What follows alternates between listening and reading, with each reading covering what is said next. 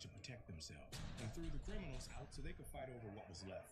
But there are humble motherfuckers like me delivering cargo from one walled city to another. That's where the cars and guns come in.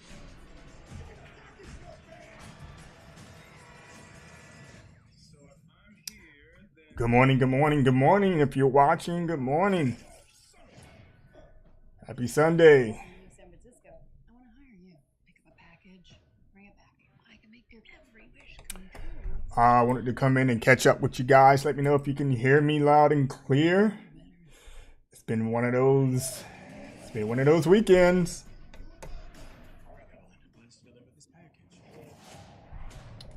Let me see if I could share the stream. If you put the gun down, I'll drop you off as close as I can to where you're going. Just quiet. She don't talk. All right. Much. They have no idea what's out east. Even the people trying to bring the law back are dangerous. This is our land.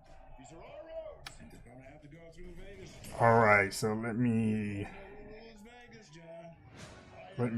share here. All right. Let me know if you can hear me loud and clear. If I need to turn the volume up, turn it down.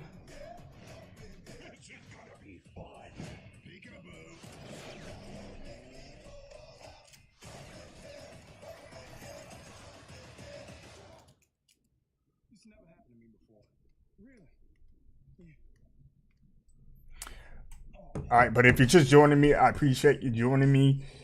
You know, there's a couple of things that I want to talk about, especially with, you know, oh wow, especially with our how we do giveaways here over at Gaming and Reactions. I just want to make sure that, you know, I am clear, because this is my baby, right? And I want to make sure that everything goes right. When we do decide to do giveaways here, and the message is clear, especially when we put out our announcements, you know, out on Gaming Reactions, my Twitter page. And we want to make sure that everybody understand what the requirements are, and that all the requirements must be met by the time the actual winning announcement comes out. So, and you know, I have to say, one thing that I dislike is dishonesty. If you're not going to be honest with you know, with what you're doing, and I mean, it kind of deters me away from the whole thing, because, you know, I really don't like to deal with that in the moment, because now I have to channel back and make sure that we're doing everything right here and there's no mistakes on our part. And if there are any mistakes on our part, me personally, I will honor the actual giveaway. Okay, I will honor the giveaway in its entirety if we did anything wrong on our end, no matter the circumstances. And the reason why I say that is because, let me know if you guys can hear me. The reason why I say that is because if it starts with me, then I'm going to take full responsibility, and I'm going to take full accountability. That's something that I live by daily. That's something that I teach my kids. So I don't want to be a part of that statistic, right? Of being a hypocrite. You know, if I find myself doing one thing and doing another, then you know, I'm going to take care of that. I'm going to make things right. So when we do announce our giveaways, everybody do their giveaways different. You know, they're unique in their own way. So when we do our giveaways here, there's minimum requirements to those giveaways. They may look familiar to you based on what other people are doing, and that's okay, right? So Yes, early stream today, Devon. Let me know if you can hear me, man. If I need to turn myself up, let me know. But I just wanted to get this. I just wanted to get this off my chest, because I want to, clear the air. When it comes to the giveaways, just follow the requirements. Okay. On the initial posting of the announcement, all the requirements are going to be there. So just make sure that you follow all the requirements. Okay. And if you're following all the requirements, you're okay. Right. And again, I'm going to backtrack. If there's any mistakes on our part, then I'm going to honor the giveaway in its entirety. Okay. I'm going to do it in its entirety, and then we can go from there. But when you're being dishonest, that does take away from it all. It muddies the water, and I don't like when someone is dishonest. But again, however, if the mistake started with me and my team, we're gonna make it right. Okay, we're just gonna make it right, point blank. I'll take full responsibility, I take full accountability, and then we'll go from there. But along the way, I would love for everyone to be honest. Just be honest with everything. Okay. Just to share with you guys again, when it comes to the giveaways we do here, there are some giveaways that we may just do, strictly for Twitter, right? Or AdamX.com, that's what it's called now. Strictly for Twitter. We may do, I guess, what's in the box giveaway. We may do giveaways where you have to be a follower and a subscriber on YouTube. Those requirements are cut and clear, clear cut, dry, however you want to put it. And also, if you are a follower on Twitter and you are a follower on YouTube, then you automatically enter into any giveaways we do here at Gaming Reactions. So there's no further entries at all on your part. I just wanted to clear the air on that, and hopefully we don't have any issues moving forward.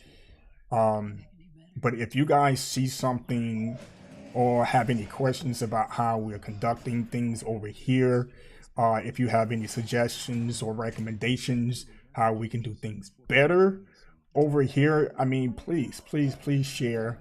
I love suggestions. I love recommendations. If they make sense, how we can, navigate, how we do things over here a whole lot better. That'd be great. Just please share with us. And we're going to continue to do what we do over here. We're going to continue to do our giveaways. Me personally, I'm going to make sure that we do a better job moving forward. We did make a mistake in the context of, when it came to selecting a winner, and I'm taking full responsibility of that. Okay, I should have done it a little bit differently at the time, even though you have, you trust in your team, but you have to trust and verify, right?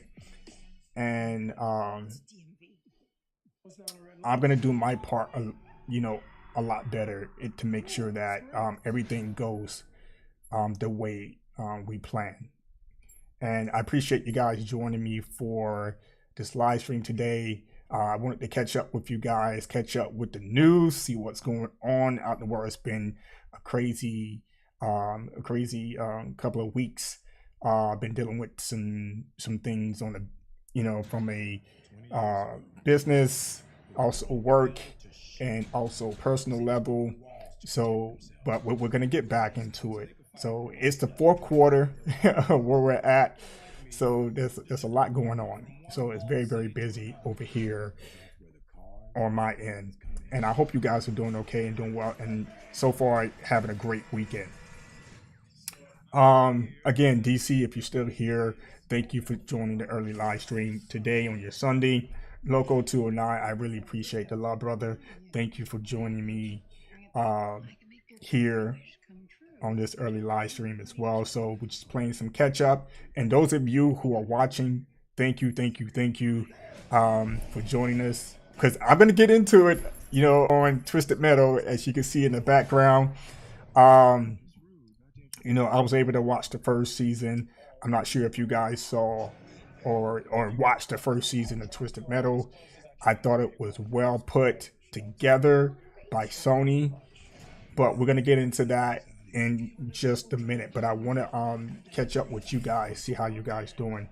Loco says those requirements are the qualifications, or you're disqualified. Period. And you know, Twitter. As you guys know, Twitter have made some changes to how they conduct business, right? And I notice if you're not a follower, then I cannot DM you.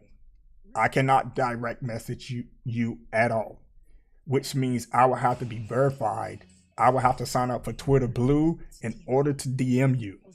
Okay, which I don't understand why they made that change, but they made that change. But if you are a follower out on Twitter, I can direct message you, which is good. Okay, again, if you're not a follower, I cannot direct message you at all. It will give me a prompt, and then it's telling me that I need to be verified and sign up for Twitter Blue if I wanted to direct message someone who's not following me. Okay, so when we do our giveaways, that is part of the process. Okay, I will DM you with all the instructions on how to receive your gift and whatever options that you may have. So that's not good. You know, when you say that you have met the requirements and you did not meet the requirements. Okay. But again, if we did make a mistake on our part, we will honor the giveaway in our entirety, because I don't want any hiccups over here. I don't want any muddy waters, etc., especially when you're posting out on my Twitter feed and you're being dishonest. Then it's not cool. It's clearly not cool, because we've done our investigation over this side, and there are some things that were said that's untrue. But hopefully we got that out the way. If you guys have any questions about how we do our giveaways, or if you have any suggestions or recommendations, like I stated earlier, please provide, and then I would take them into consideration, and then we'll go from there. All right. So, Loco says, good morning, everyone. I hope everyone is having a good weekend. Yes, man. I hope everyone is having a great weekend. Again, it's good to be back down here in the Bat Cave, and we'll see how the day goes throughout the day. But I definitely want to get into what you're looking at right now, which is Twisted Metal series, and I wanted to see if you guys have watched Twisted Metal and your thoughts on it. So Loco says, I was worried about Twisted Metal, but it came out good, at least so far. Okay, so Twisted Metal. So you guys know that Sony is now taking their video games and they're making adaptations, live action adaptations of movies. And so far so good, right?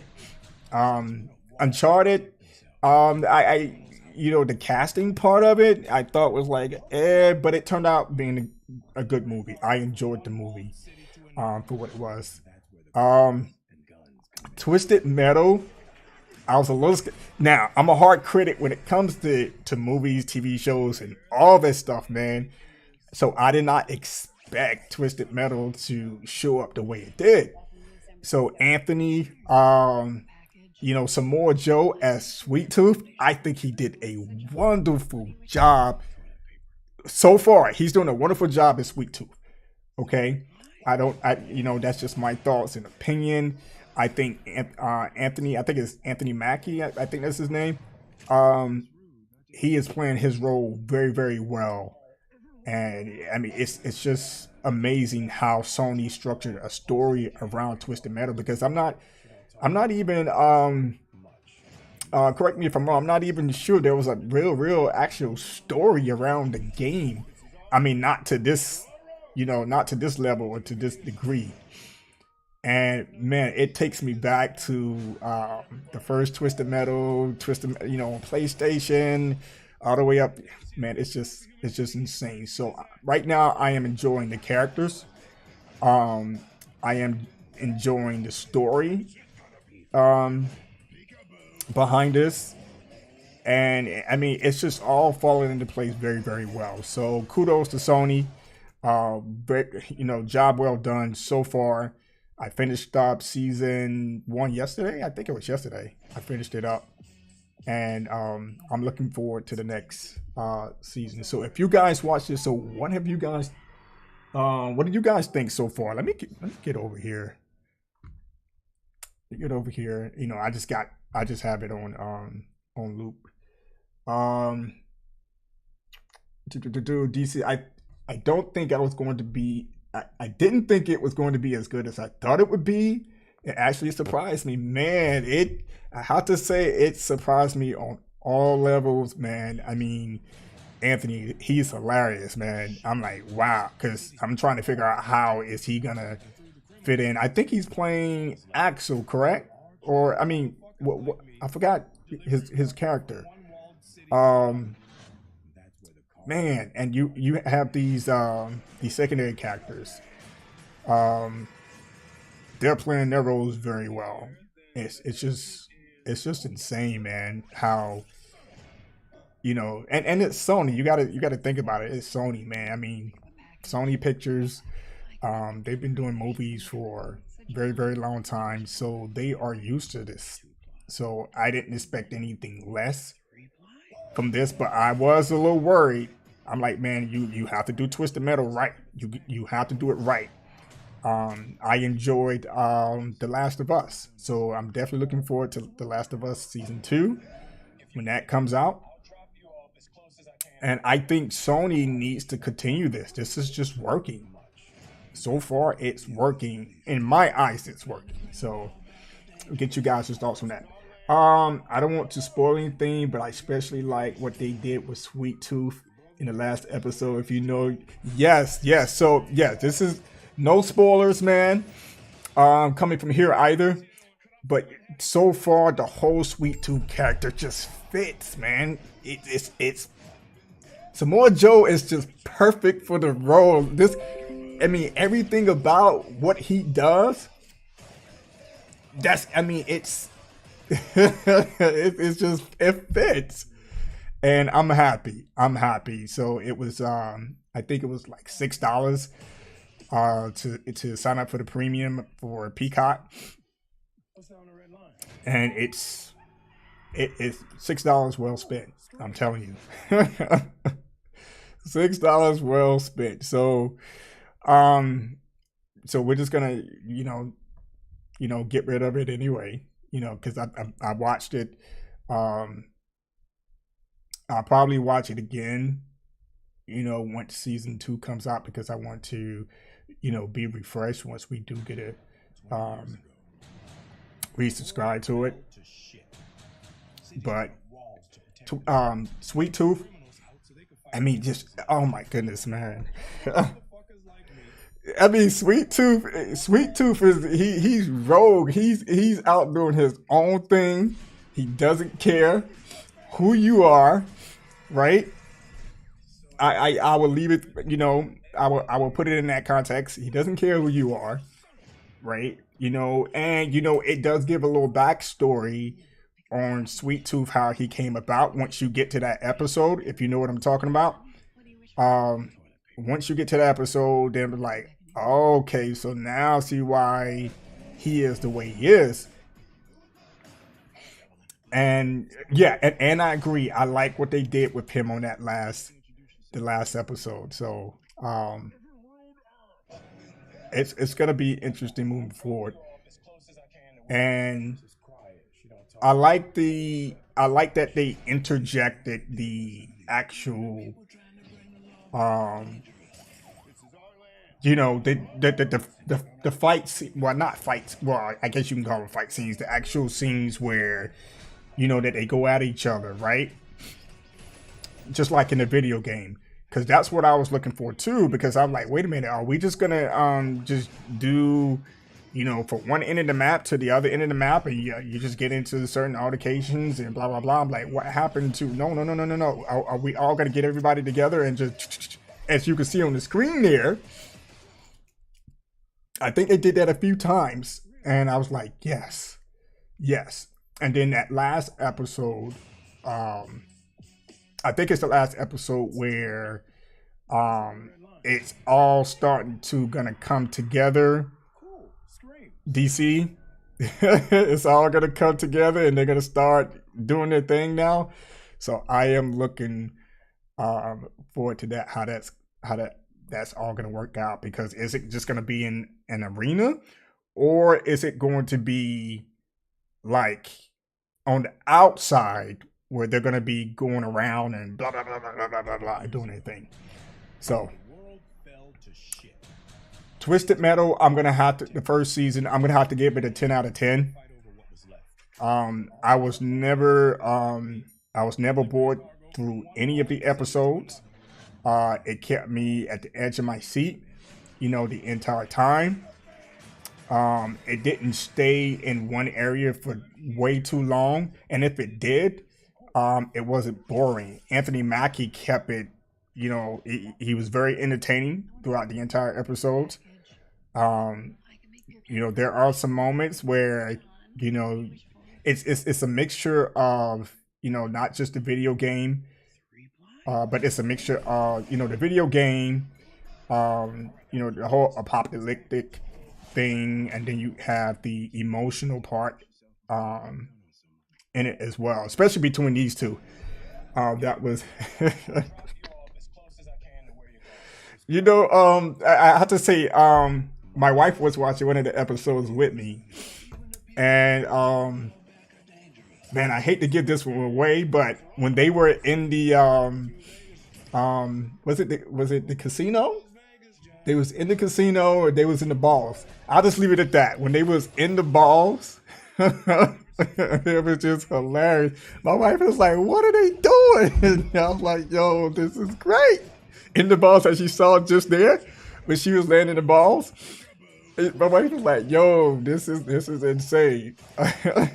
So, hopefully, I can get her to watch the second season, because I think she was interested when I was watching it, because I called her a few times, look up and like, "Yo, what in the world's going on here?" I'm like, "Yo, this is Twisted Metal. This is good." So, what did you guys think, man? If you're watching, thanks DC for sharing me your thoughts on it, man. But again, I give it a 10 out of 10. Sony, kudos to you on this one. I hope season 2 comes out to be even better than this one, and I'm pretty sure they're gonna deliver. So, man, oh man, 20 years ago. man, oh man. So, what else is new, man? Is there anything else new that's out there that we should discuss? Because I know I missed a lot of the news as of late. Again, just been very busy. So if there's anything that you guys want to share or talk about, please put it in the chat. Let me know. Let's catch up. I can make your every wish come true. So, John, what do you wish for? Toilet paper. 2-ply. I think I can do better. 3-ply. That was hilarious. If you and D Loco, if you saw that part, he was like, 3-ply? It's crazy. And I love his backstory, because when he was a little kid, and he was he was not, he didn't get that exposure, you know, to the world and what it was and what it really is, right? So there was a lot of times throughout the season that he would be like, "What?" He was like, "You know, what is that?" You know, you're like, "What is that?" "Oh, you don't know what that is?" No. You're like, "Well, we just put the part where it fits." It was just, it's good. I enjoyed his script, the way they put it together, and his partner, as you saw there, she knows what's going on, and I like her character as well. Cool. Screams. And the actual cop, I thought it was, I was like, yo, they have Sandman here in this in Twisted Metal, so I was like, yo, that's crazy. But I think he's playing his role very, very well. I hope that's not the end of him. The world fell to shit.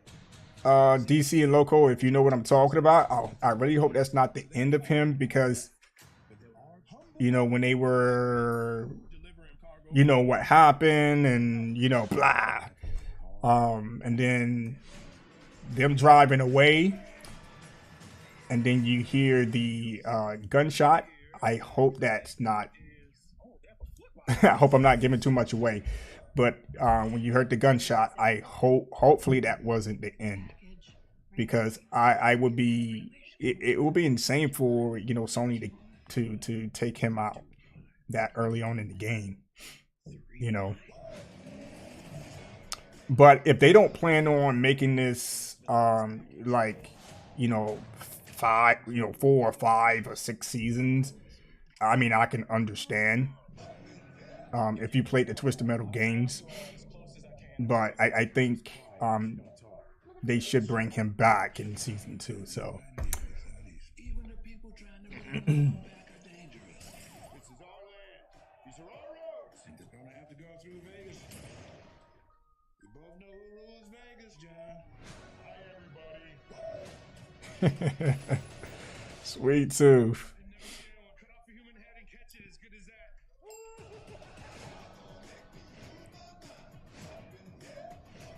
This is gonna be fun. Peekaboo.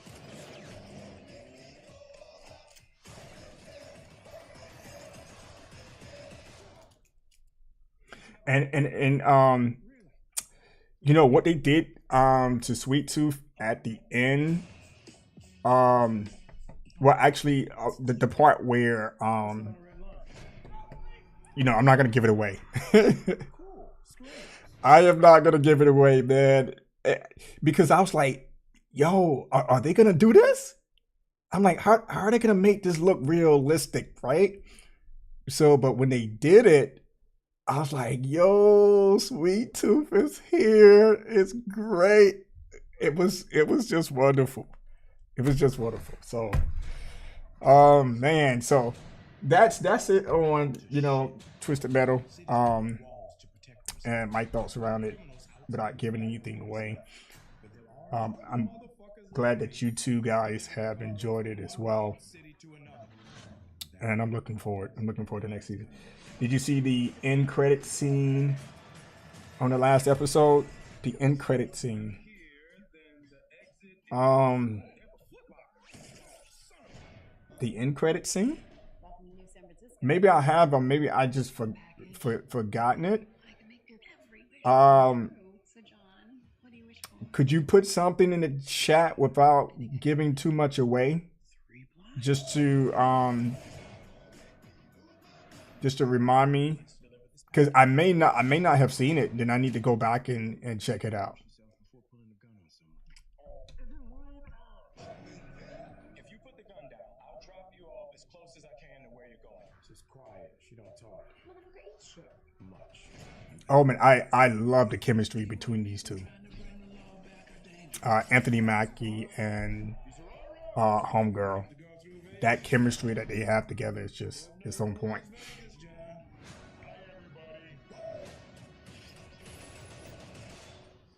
I've never seen anyone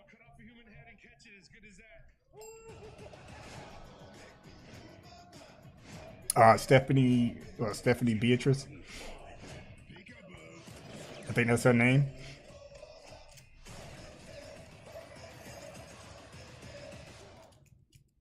This never happened to me before. Really? Yeah. Oh man. Twisted Metal, man. Great job, Sony.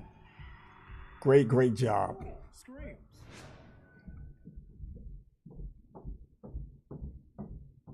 All right, so we're gonna put that to the side. We're gonna go. Let's see what's out here.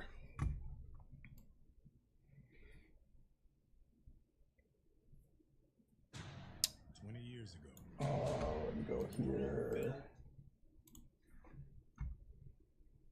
All right, so rumor has it Netflix has a Dark Souls anime in production. Okay. Cool. It was the two people, the white guy and the black guy, and they joined with the cops on the beach.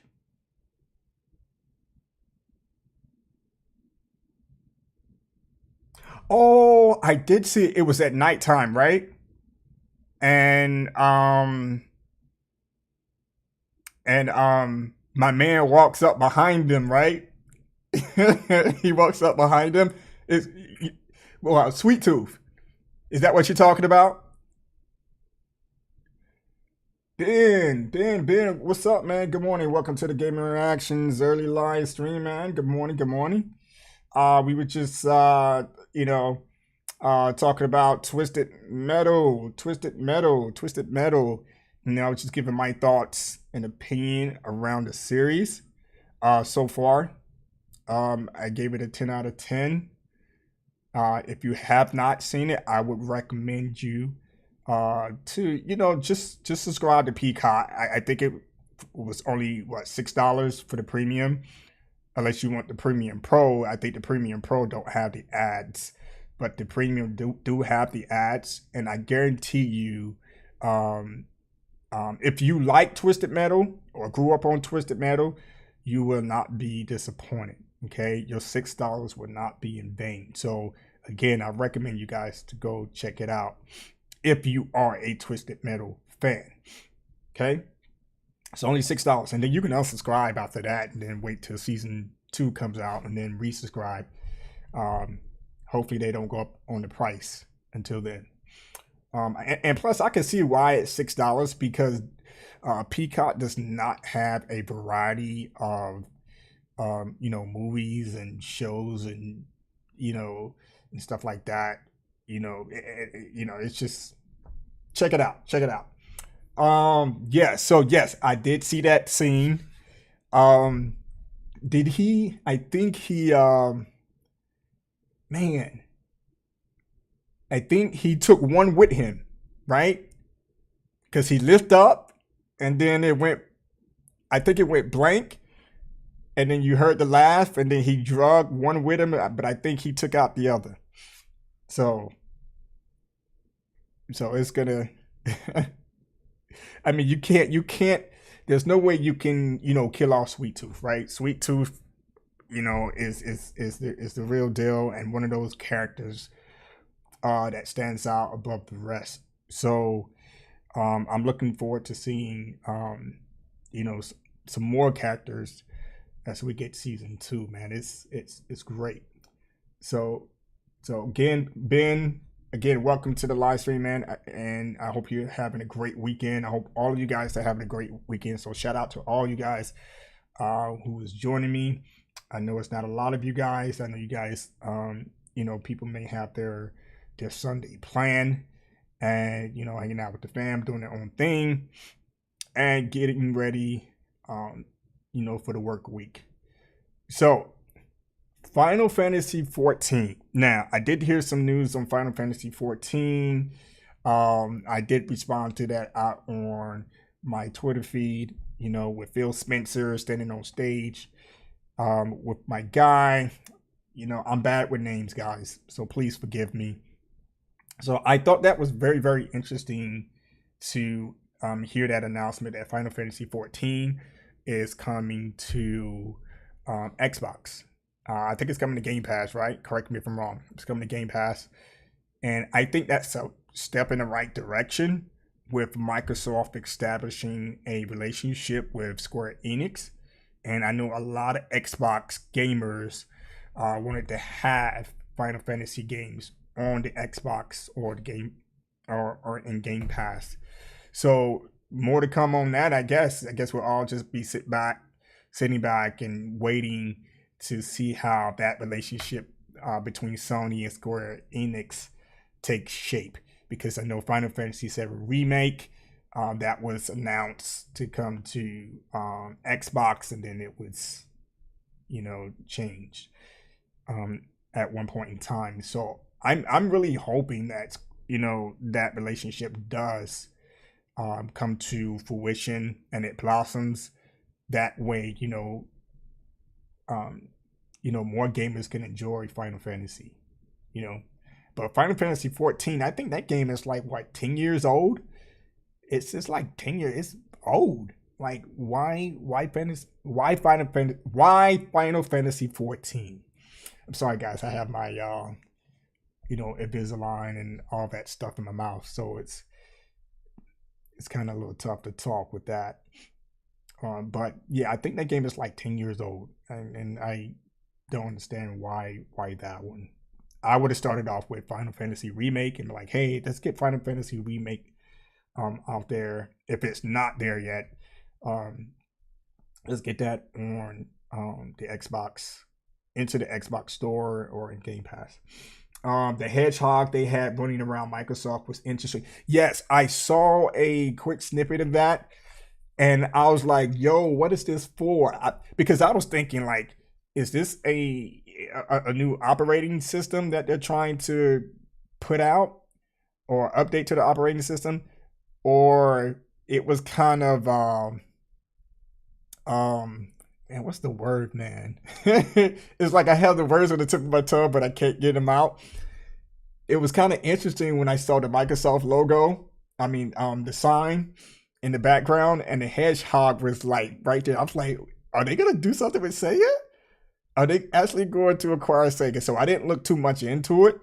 So I was like, let me just leave it, I just left it at that and walked away from it.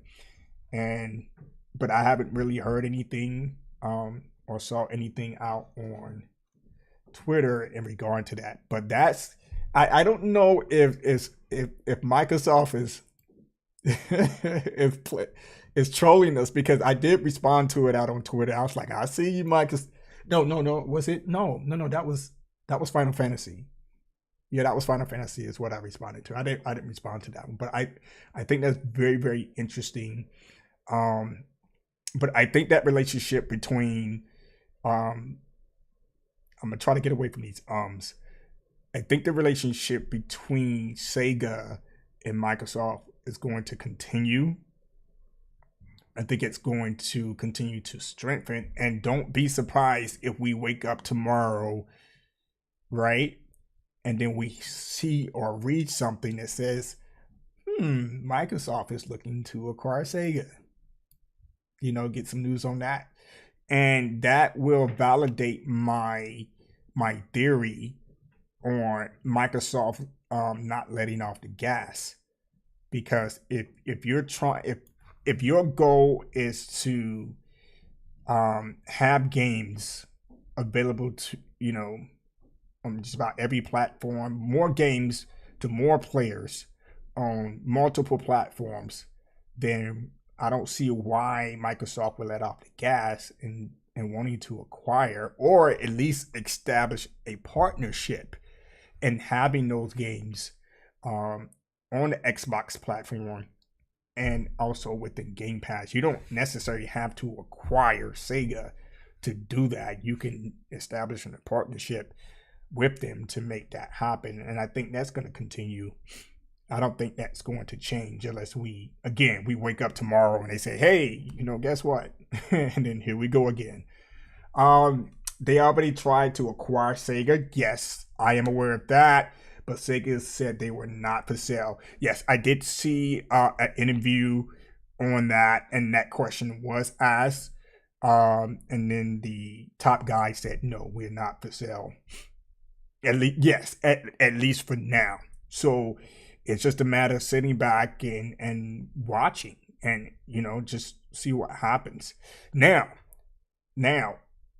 here's my deal. Here's the deal. It is almost like the battle of acquisitions now, right? And with Microsoft acquiring, which is not set in stone yet, right? It's not documented. But when Microsoft acquires ABK, that's huge. You guys know it. I know it.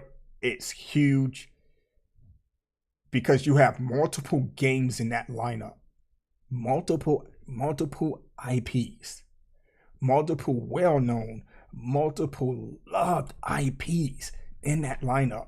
So some may say, hey, Sony does not need to respond, and they just focus on their first party games, developing new IPs, etc., etc. And that's okay. That's okay. But me looking through a business lens, it has to be on the table for discussion, right? Acquisition has to be on the table for discussion. The reason why I say that, because if you guys haven't been paying attention, Microsoft is making moves. They are making strategic business moves because their focus is Game Pass, right? So if they do let up off the gas, it's going to be away from the acquisition part of it and establish partnerships with these publishers, right? And maybe the developers as well. But they're going to continue down that path because the digital game space is coming. It's coming, guys. It was clear as day when you're coming out with digital consoles. It's clear. I mean, both companies are looking through this lens, right? And in order to stay competitive, they have to adapt, right? And they have to sit at the table and come up with new strategies, solutions, et cetera, to remain competitive in that space. And that's what Sony is doing as well. They're looking into that cloud streaming space. So, me personally, I think Sony, they're gonna have to how can I put it? Sony is going to need to make a decision if they want to acquire other studios and developers. Now, with that being said, we've heard the narrative around Microsoft being $1 trillion company, which they are, and Sony being $1 billion company. So Microsoft has the money to spend. I wouldn't say that Sony doesn't have the money to spend. It's what they're doing with their money, because Sony is really, really big on quality, right? Now, are they able to move money around? The Thinker, welcome, man. The Thinker, I haven't heard from you in a while, man. Thank you for the $10. I really appreciate that. He says for a new haircut. Yes, I am scheduled to get a new haircut soon.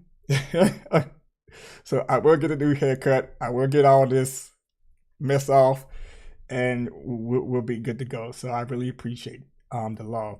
Thank you for the $10. And I really do appreciate you coming over and doing the podcast with me. And again, hopefully we can do another one in the future.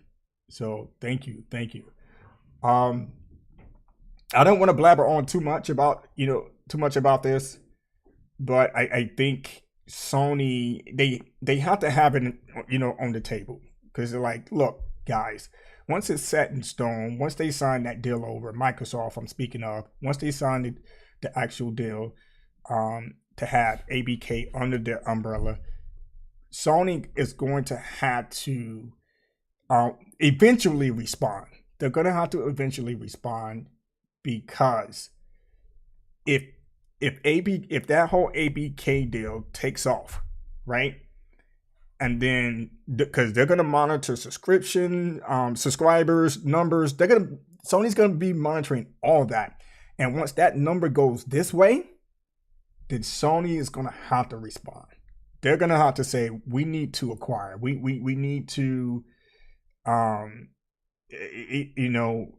bring that attraction back this way, right?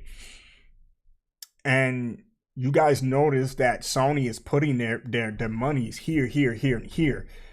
Parks, games to movie and series adaptation. That's insane. They're trying to find some way, somehow, to recoup some money back into that gaming segment, to ensure that they continue to make quality games, et cetera, et cetera. So it's going to be very, very interesting to see how Sony does moving forward. That's just my opinion, guys. You guys may have your own thoughts and opinions around what's going on here, but we'll just see what happens. And again, look forward to one day, if you stay here, only to pick up a controller, come home, press the button, turn on your TV, press the button, sign into the app or whatever, and play your video games. That is coming. It is coming. And the Thinker had, emphasized on that during our podcast here. It's definitely coming. So, all right. So back to the chat here. THQ Nordic is the next big IP holder to get grabbed up next, I bet. I haven't heard from them in quite some time, man. I haven't heard anything. Sony is hiring for acquisitions manager. Oh, well, there it is. Really, I didn't know that, but not know if it's. Oh, did I know that? I don't know if I did or not. It's been a crazy few weeks, man. but there it is. There it is. If that's true, they're putting money away for to hire a manager around acquisitions, and I don't think it shouldn't be just around acquisitions. It's got to be around. There should be more to it. But for acquisitions, there you go. That they're going to have to respond eventually. It doesn't have to be now, but they're going to have to respond eventually, because I believe ABK is going to take off. It's going to take off. Microsoft is going to get more subscribers. There's a lot of those games, if not all of those games, are going to come to Game Pass day one. Those subscribers numbers are going to go up. It's going to happen. It's definitely going to happen. What do you think of Twisted Metal and Sweet Tooth? Yes, here we go. We're going back to Twisted Metal. I gave Twisted Metal a 10 out of 10. The entire season was awesome from start to finish. Sweet Tooth, off the hook. Perfect. Sony did a wonderful job with these characters. I highly recommend, if you enjoyed Twisted Metal growing up as a kid, even until now, Sony is doing, it's amazing. Okay, Anthony Mackie, Samoa Joe as Sweet Tooth, perfect. It's just crazy. Go watch it. Subscribe to Peacock. Peacock, this is not, unless you're gonna pay me. But go to Peacock. Subscribe. I think the premium is version of the subscription is only $6. Subscribe. Watch the season. I would not ever steer you wrong. Okay. Again, I'm a hard critic when it comes to movies, TV shows, video games, etc., etc. That's never going to change. That's just who I am. But I do value other people's opinions if your opinions make sense, right? But I do recommend you guys go check out Twisted Metal. It's awesome. If you enjoyed Twisted Metal growing up and you know what Twisted Metal is all about, so I do recommend it. So Sweet Tooth character, I think it's just, I mean, stood out above the rest. You know, he stood out. Sweet Tooth is like, I don't give a. He has that attitude. He has that clown, and the thinker. You know, I don't like clowns, but this clown here, this clown here is off the hook. Again, I enjoy what Saudi did with Sweet Tooth, man. It's just crazy. I don't, you know, Ben, I don't want to give too much away, any spoilers away, so that's why I'm, you know, being passive aggressive with it, around Sweet Tooth, high level. But you know, Sweet Tooth made the show great. Even when he was the first, you know, when they made that statement, you know who owns Vegas. So I was like, Vegas. And then, because me and my wife were sitting on the couch and we was watching, and then when I heard the ice cream truck, I was like, yo, let's go. And then I was hoping that they didn't give him a small role throughout the series. Dude, he was throughout the series. When they first showed him, it was great.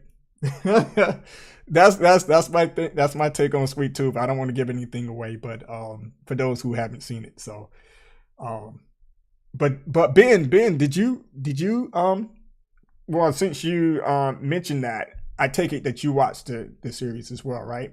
What did you think? And Loco, DC, if you're still here in the chat, how would you guys rate Twisted Metal? Again, I rated it a 10 out of 10. It was every episode was just spot on throughout the entire season. But I appreciate you guys joining me for today's live stream.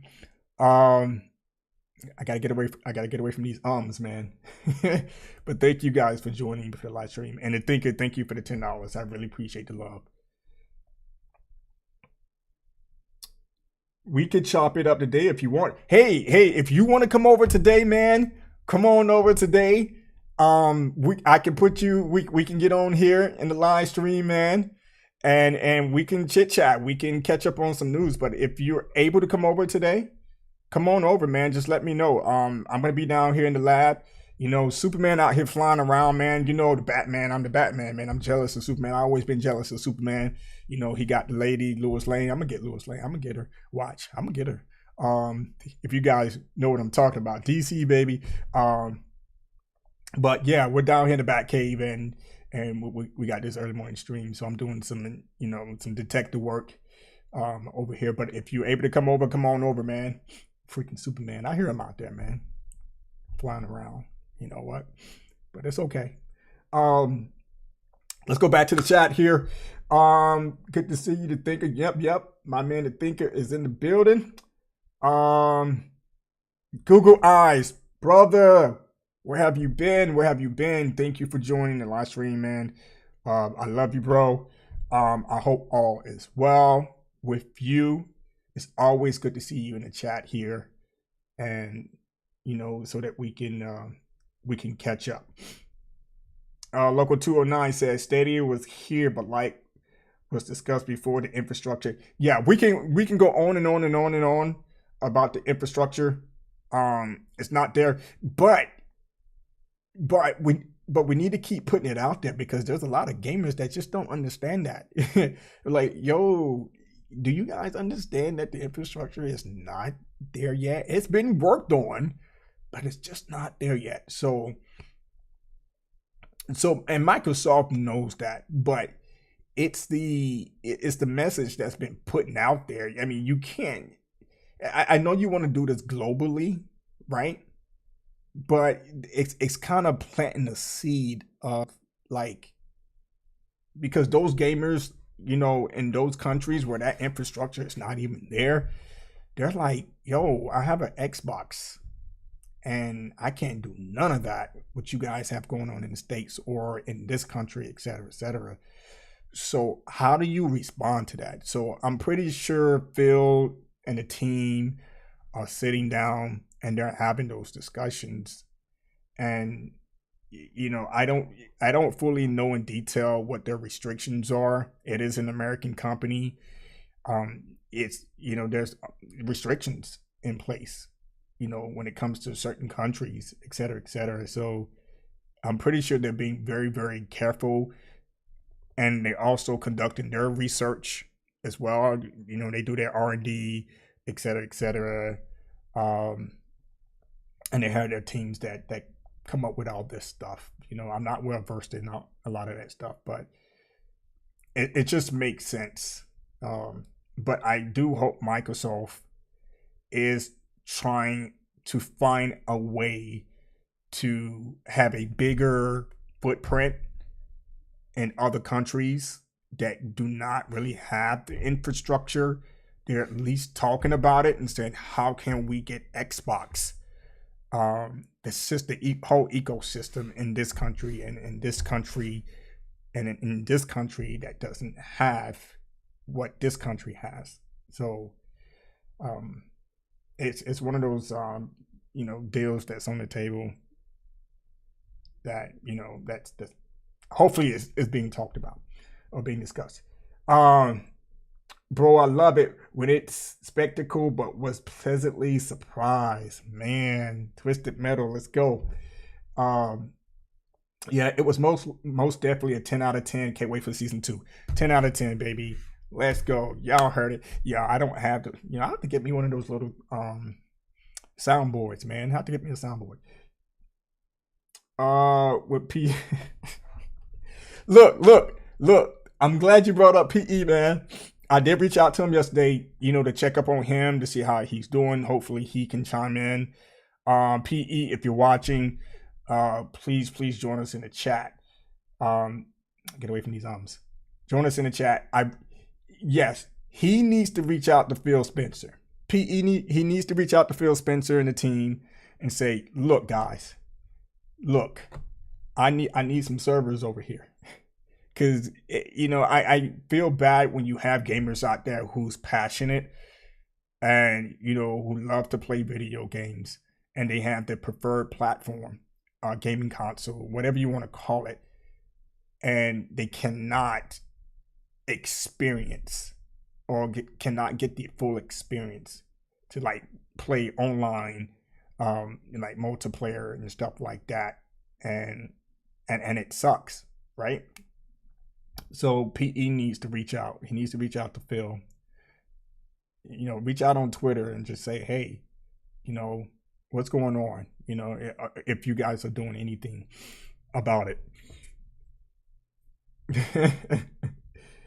You could be here in an hour. Yes. Come on by. If you're still on the Thinker, if you need me to send my address to you again, come on by, man. I'll be here. We'll be live, and we can chit chat. I'll squeeze you in on, the camera that we have here. I'm not gonna use what we had last time. Again, it just didn't work out. But I want to make sure that we got a great view here, and we have no other technical issues as you come over. So I'm here. Come on, man. So guys, if you want to stick around for that, I'm not going to go anywhere. We're still going to talk about some of the news here. If there's some topics that you guys want to talk about, please share it in the chat. And once the Thinker gets here, if you guys have any questions from him, just to reintroduce the Thinker, he does have some some corporate business background. He worked at Wall Street. So he knows the ins and outs. He does have some acquisition and merger type background as well. So he know how all this stuff works. I checked out his credentials. Okay. Trust but verify, right? Trust but verify. Checked out the credentials. He's good to go. Okay. So if you guys have any, questions for him, once he gets here, then then you can ask him. He does have like that low key mellow type of look to him. He's like, he may smile every now and then, but he's focused. That type of guy. That they're gonna be in the house. Sweet, yes. So if he hasn't responded yet, so I'm thinking he's getting up from the couch, eating his grapes. He said, "Bring your lady in the grapes." I don't know if she'll be able to come. I don't know what, if she's busy or not, because they do have a new addition to the family, so she may not be able to come. But Thinker, if you're still on, if Jeannie wants to come, the kids wants to come, bring the whole family, man. Bring the whole family. He says my G14.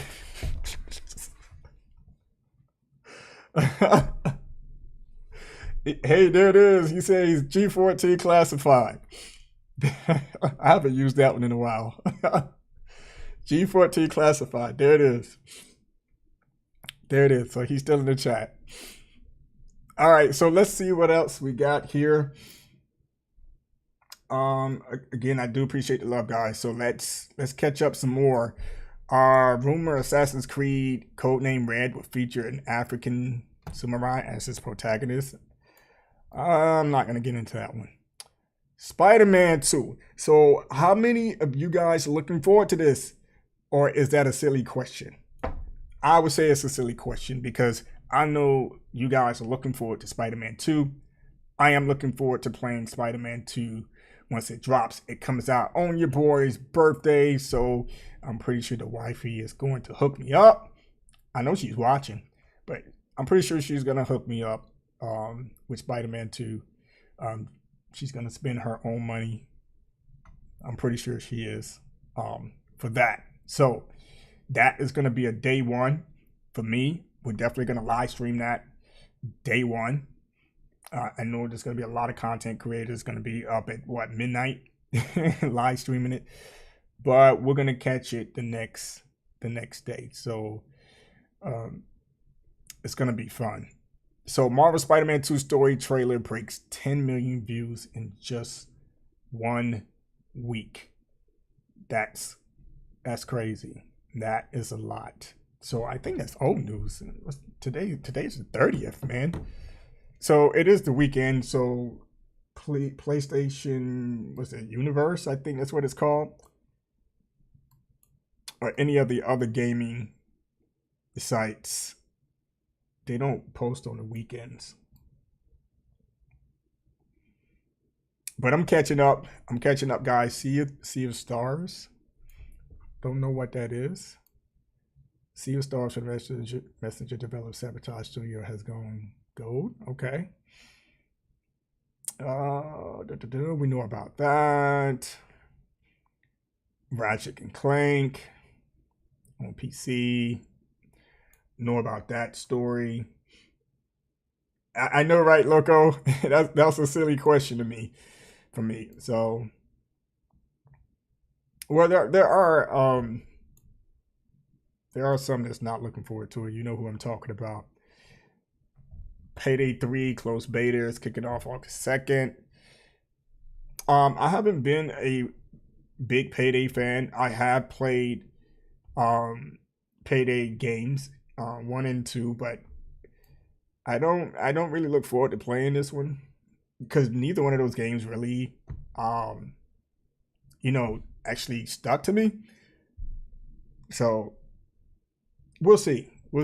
I'll probably, if I get Game Pass, because I know it's gonna be in Game Pass, so I'll probably play it there. What do we have? All right, so just to share with you guys, we do have several giveaways that we are planning. Okay, and there's one giveaway. Well, actually, let me talk about the first giveaway. There's one giveaway that's out on my Twitter right now. Once we hit 500 followers, And once we hit 500 subscribers on the YouTube channel and give me reactions, we will be giving away a Xbox Series X or S, PlayStation 5, or a ROG Ally, a handheld PC. So whoever is chosen will have the option to choose between the four. Okay. And I do have something brewing, something cooking up, and I want to give a big shout out to Loco 209. Big shout out to him because he's been a very, very big part of this whole ordeal. So we have something brewing in the background of doing a collab giveaway. I won't speak too much on that, but that is something that may come to fruition here in the near future. Really, I am looking forward to it. I hope, we're able to, put that together, agree on all the terms. Again, I have some boxes that needs to be checked on my end. And also there's some things that we're going to be doing to help promote that giveaway, because the giveaway is going to have some interesting items in it, and some rare items, but I'll leave it at that. And also, we don't know what the new PS5 is going to look like, so we're kind of holding back on that, because if it's going to not look any different from what it currently looks like now, I think we may take that off the list, because it wouldn't be, I don't think it would be necessary to do it, because if the this new PlayStation 5 is going to have the same technology, nothing new, but just a small design change, I don't think it's going to matter as much. I don't know if D Nice is in the stream, but he did send me a piece of news where the new PlayStation 5, or whatever you want to call it, is going to be able to perform a lot cooler than the one that we currently have. That'd be, a plus, because I noticed before I beat Final Fantasy 16, I was planning, then I had to change out my controller, so I reached up to grab my my other controller to continue playing it. I noticed the PlayStation was very, very hot. It was hot.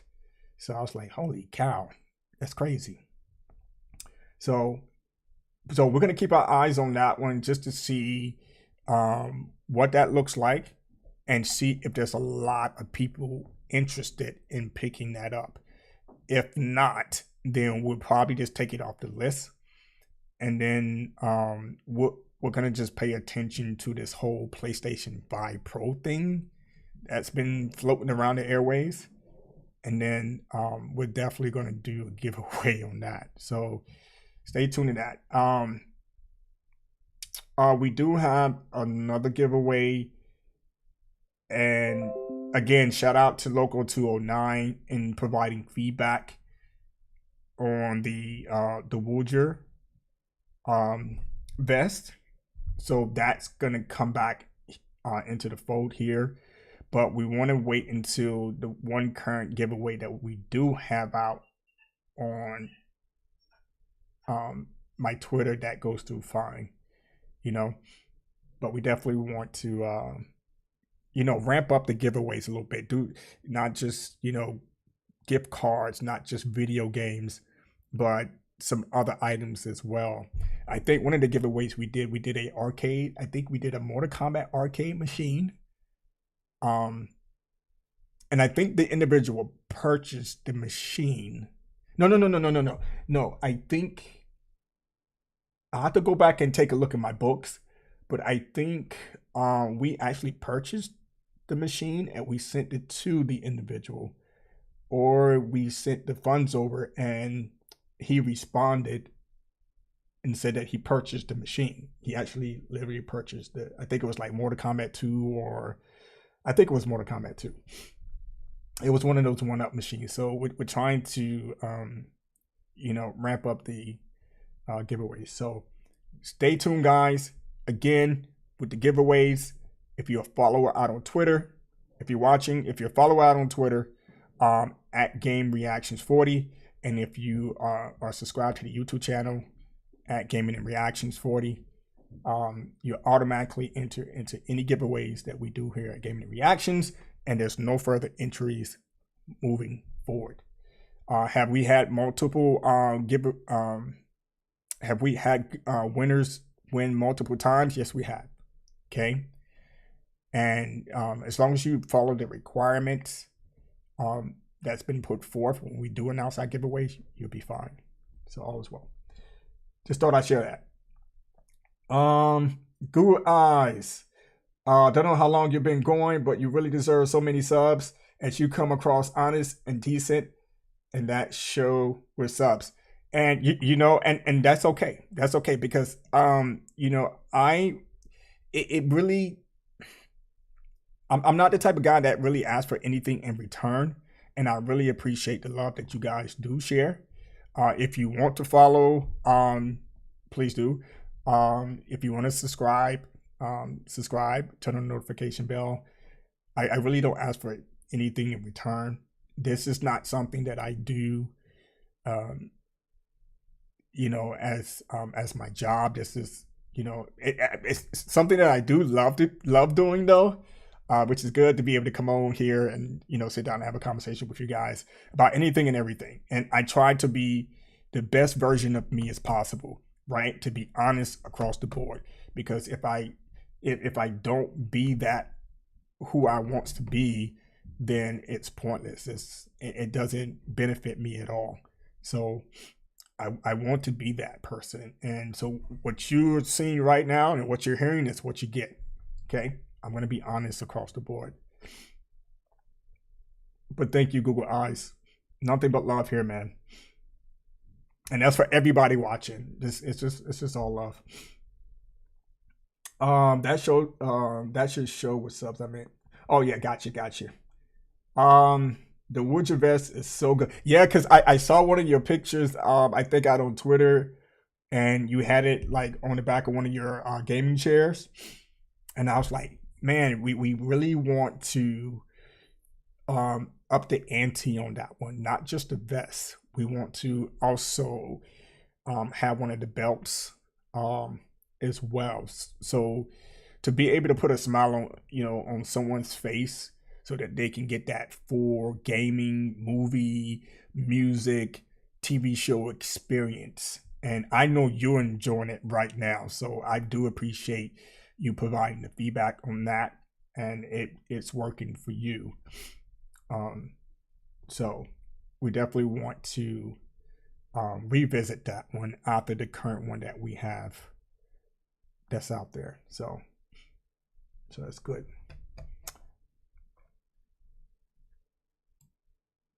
All right, so a lot of this news information, Super Double Dragon. You guys remember Double? Oh my god. Oh yeah. If you guys do go watch Twisted Metal, there's something DC, if you're still here, I know Loco is still here. I think it was in the first episode. In the first episode where Anthony Mackie does something when he gets in the car. Dude, I geeked out so much when he did that. I don't want to put it out there because I don't want to spoil it. But if you guys know what I'm talking about, he got into the car. He was trying to get away from somebody. Man, I can't remember if he was trying to get away from somebody. But he got into the car, and then I'll say this: he put in a code. He oh, you know exactly what I'm talking about? Yes.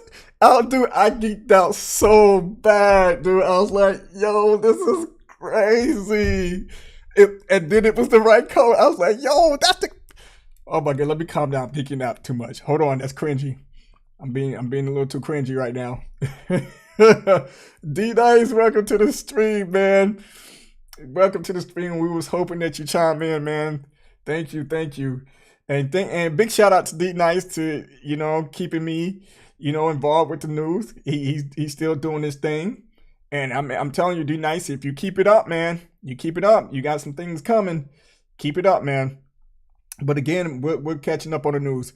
But DC, man, when he did that, I was like, you have got to be kidding me. I rewinded. I was like, wait a minute. He didn't do what I thought he did he? He was like, I was like, yo, that's insane. And it just worked too. It worked.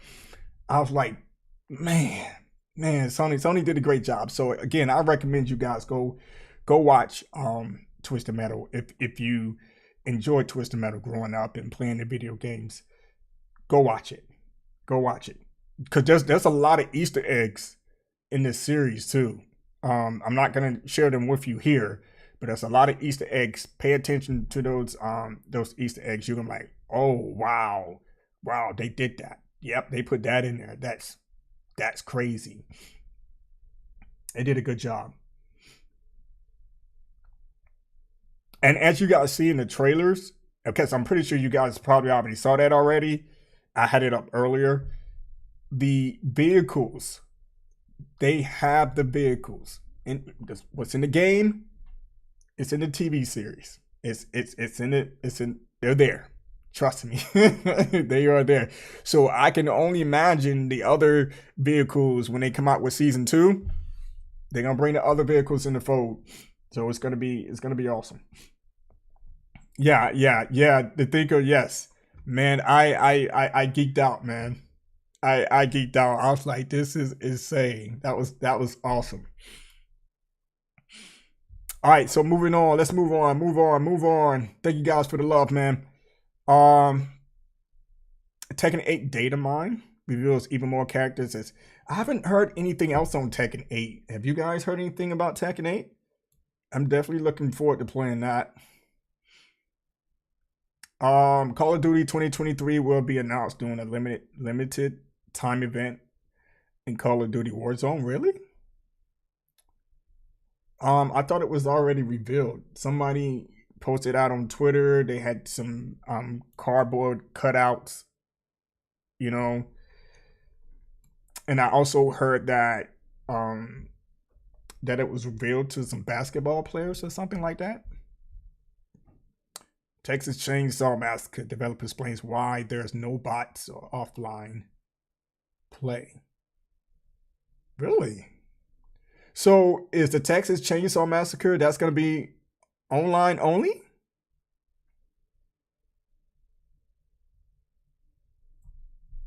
That's wow.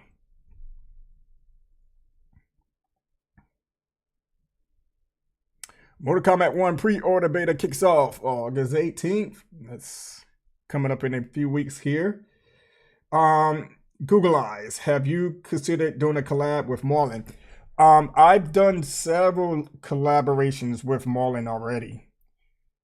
And I mean, if he wants to do more collabs, actually they're not really, to be honest with you, they're not really collaborations. Because he doesn't really add to it. The giveaways, it's, we just get together and I'm like, let's do a giveaway to help out your channel or whatnot. But if he does want to do a collab, I'll reach out to him and see if he wants to do an actual collab. But I have a feeling, we'll see what he says. Let me reach out to him and see what he says. The thinker says COD with Corey. Yes, let's talk about that. So let's get to, is that even listed on here? I don't even think is it listed on here?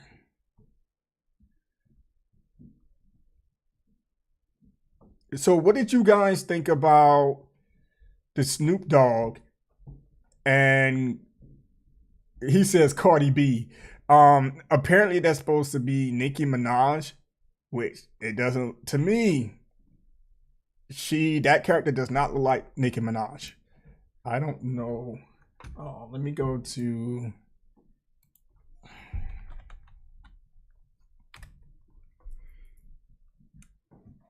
So what did you guys think about that, man? Because this is crazy. They're putting. Is it even listed still? There it is. So what you guys think about that, man?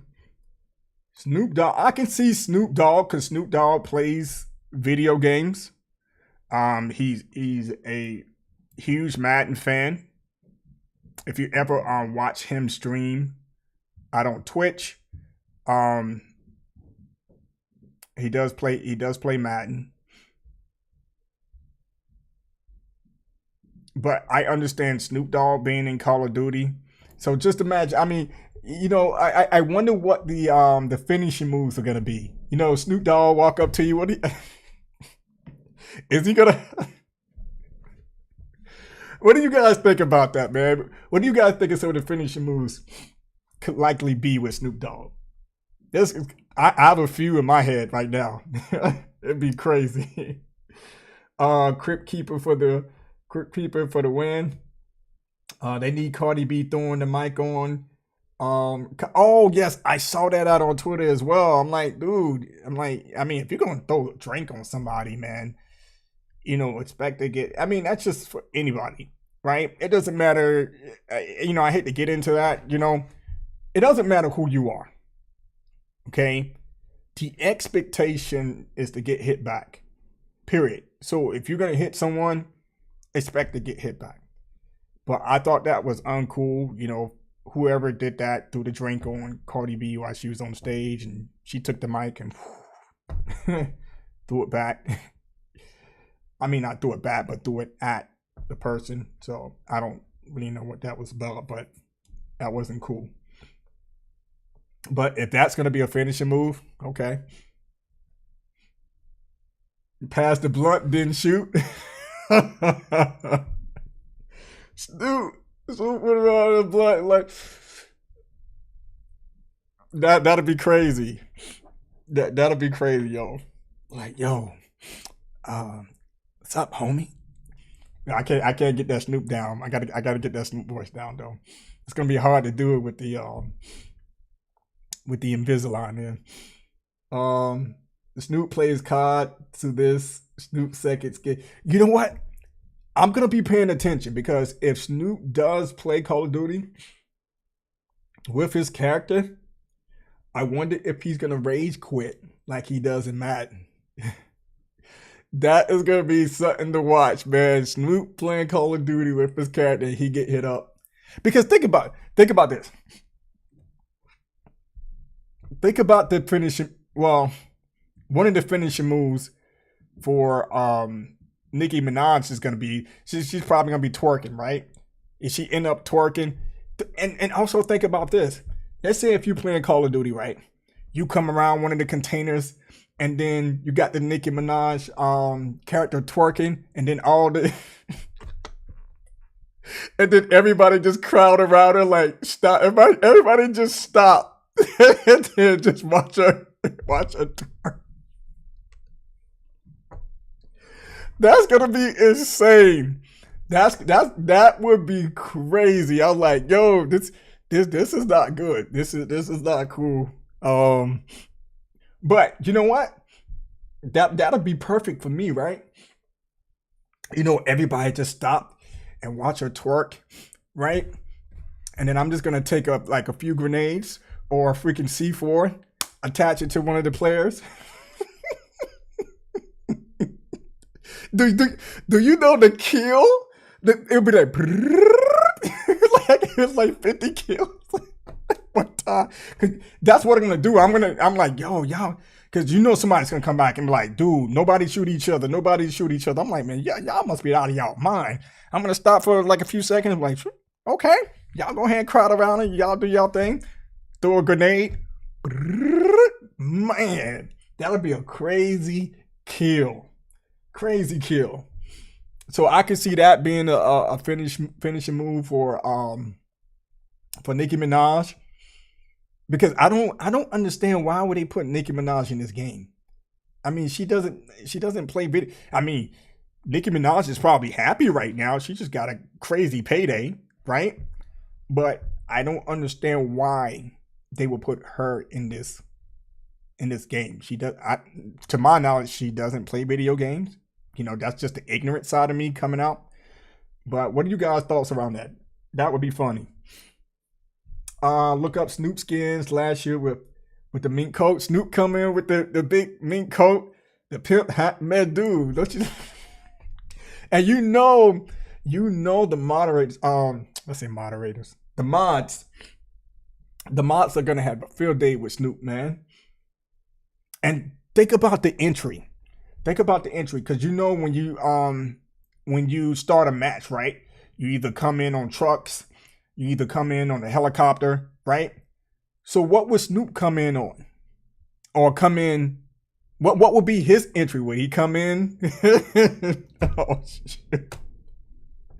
Would he come in playing his music? Yo, that would be insane.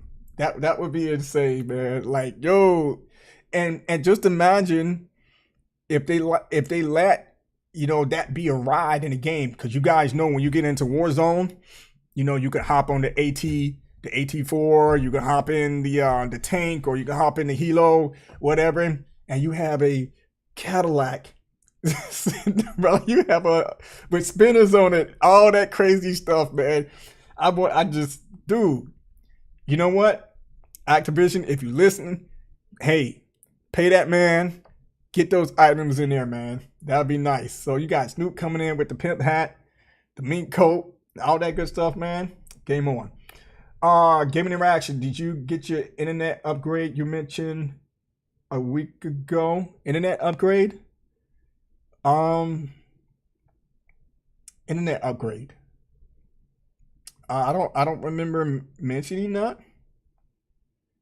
I do have some items coming in as far as with my podcast. So just a few items for right now, and then because the whole plan is to have a new podcast set up where I have multiple cameras, just like those big top podcasters out there where they have they sitting on the sofa or whatever, and you have the mics and the cameras up, etc., etc. But right now, as far as the internet upgrade, I think I have the highest internet speed from Verizon. The one thing we don't have here, we don't have the the fiber optic piece of it. I don't even know if we can get that done out here, but that's something that I can look into.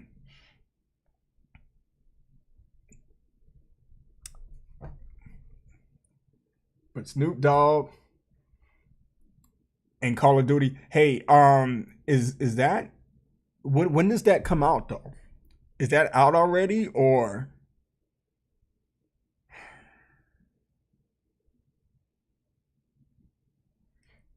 I don't know if that's out already. I haven't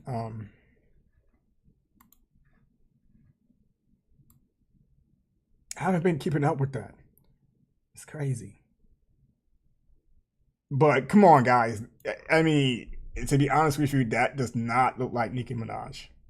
It does look like Cardi B a little bit. And I forgot about 21 Savage as well.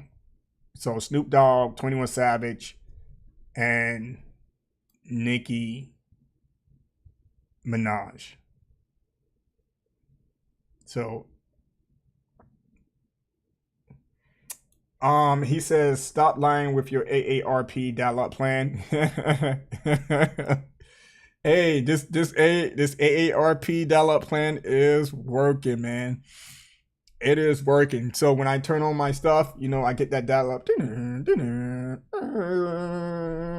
Then it says connected. It's working.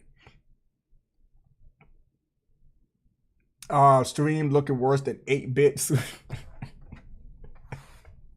The Thinker, I thought you was on your way, man.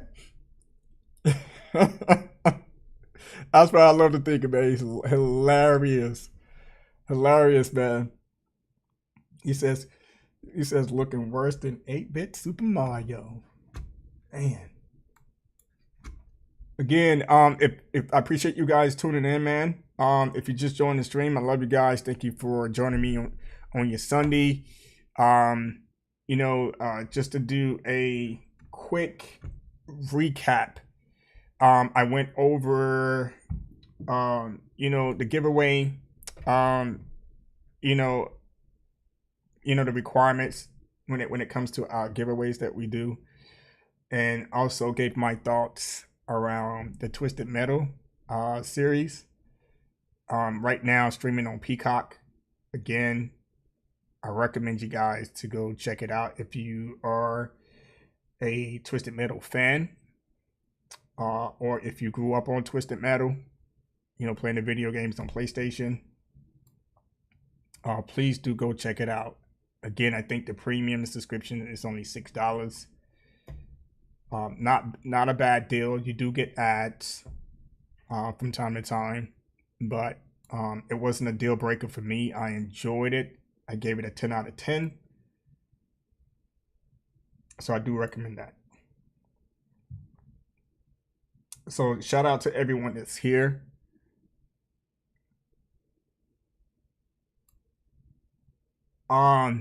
Yes. So if you want to have a roasting session, we can do that right now. But just to let you guys know, I left the roasting a long time ago. I'm trying to be a good person. But if you guys want to do the roasting, let's go. Let's do the roasting. Now it depends on what you say, though. It depends on what you say that may, channel that inner Pat. The inner Pat may come back around. I may throw out a few jokey jokes. So let's see it. Let's get it. If you want to do some roasting, let's go. Think I had to stop and get more grapes. Oh man, he had to fill up his meter, huh? He was low on his meter. All you had to do was put in the cheat code. He had infinite grapes. Infinite grapes. Let's bring it. Bring it, The Thinker. Bring it. Let's see what you got. All right, so we're going to get off that. But will you guys be playing Call of Duty day one once, Snoop Dogg and 21 Savage and Nicki Minaj hits the battlefield? I know I am, but I probably won't be playing with neither of those two characters but Snoop. There's going to be a bunch of Snoop Dogs running around the screen. Just imagine there's a bunch of Nicki Minaj's running. I'm like, yo, did I just take you out? There's going to be a bunch of Nicki Minaj's running around the screen. So I hope they put some clothes on her, because then this is not going to be kid friendly.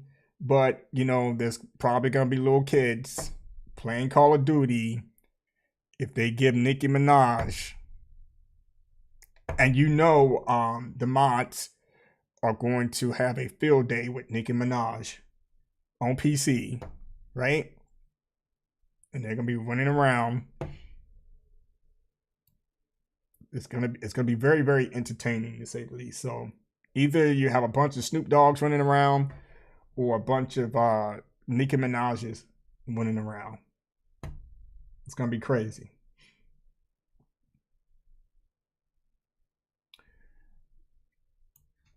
All right, so what else is here? We talked about Final Fantasy 14. It's finally coming to Xbox Series X and S. So I'm hoping the diehards are excited for that. Again, I believe that game is like 10 years old. Okay, Xbox Phil Spencer pledged to bring the MMO to Xbox back in 2019. Okay, and here it is. I mean, a little over 10 years.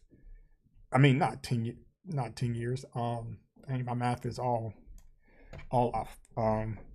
It's just been a few years. So I don't understand why Final Fantasy 14. You know? Oh, look at this, guys. Xbox has reportedly started suspending players who run emulators in retail mode. Oh, wow. So I will be very careful with that if you are one of those ones who are running these emulators. Previous users were able to download emulators as applications directly from the Microsoft Store, which allowed them to play retro games. Microsoft then later disabled a loophole. Yowzers. Early this month, a group claimed to have found another way to get the emulators running on retail mode and started a Patreon account asking for yo, that's crazy. For access to their new method. Wow. It would appear it didn't last long, as Microsoft had now started cracking down on all retail emulations and those who use it. Wow. Don't do it, guys. Don't do it. Don't risk yourself in getting banned and, you know, getting your account suspended over something like this. Man, it's not worth it. Whether you're on PlayStation, Xbox, you know, if you have a PC, you know, go to PC. There's a lot of good emulators out there where you can play retro video games. Just do it that way. You know, this is crazy. And there's a there's a snitch button or a snitch feature.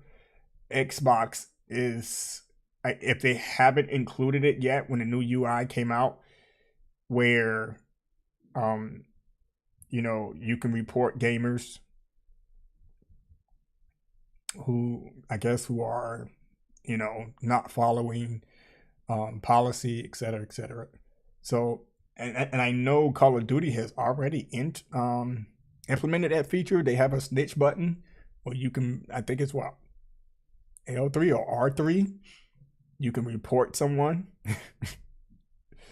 That is crazy. But, you know, that's something that, you know, that they want to do to make sure that you know, they keep gaming clean. That's something that they're doing. So, but I appreciate you guys coming on again.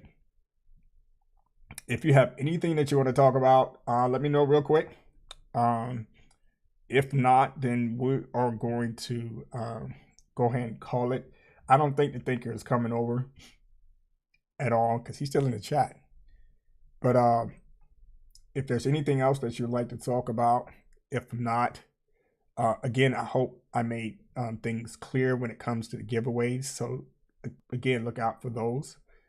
If you're new watching the channel, you said you're driving. Oh, so he's on his way over then. Okay, then we're gonna hang tight. We're gonna hang tight. If you guys want to stick around,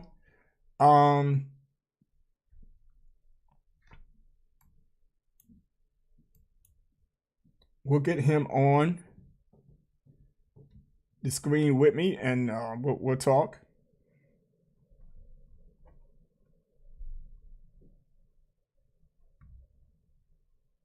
But I do want to check out. Let's see. We're gonna go here.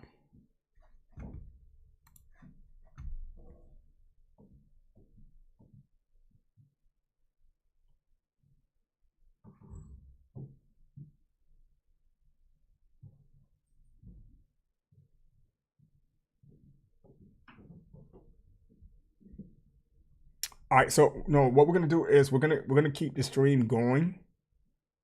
If you guys want to check out and take a bathroom break or get something to eat, or you just want to just check out, that's cool. That's fine. If you guys want to stick around, we're just gonna see if we can talk about some various topics here.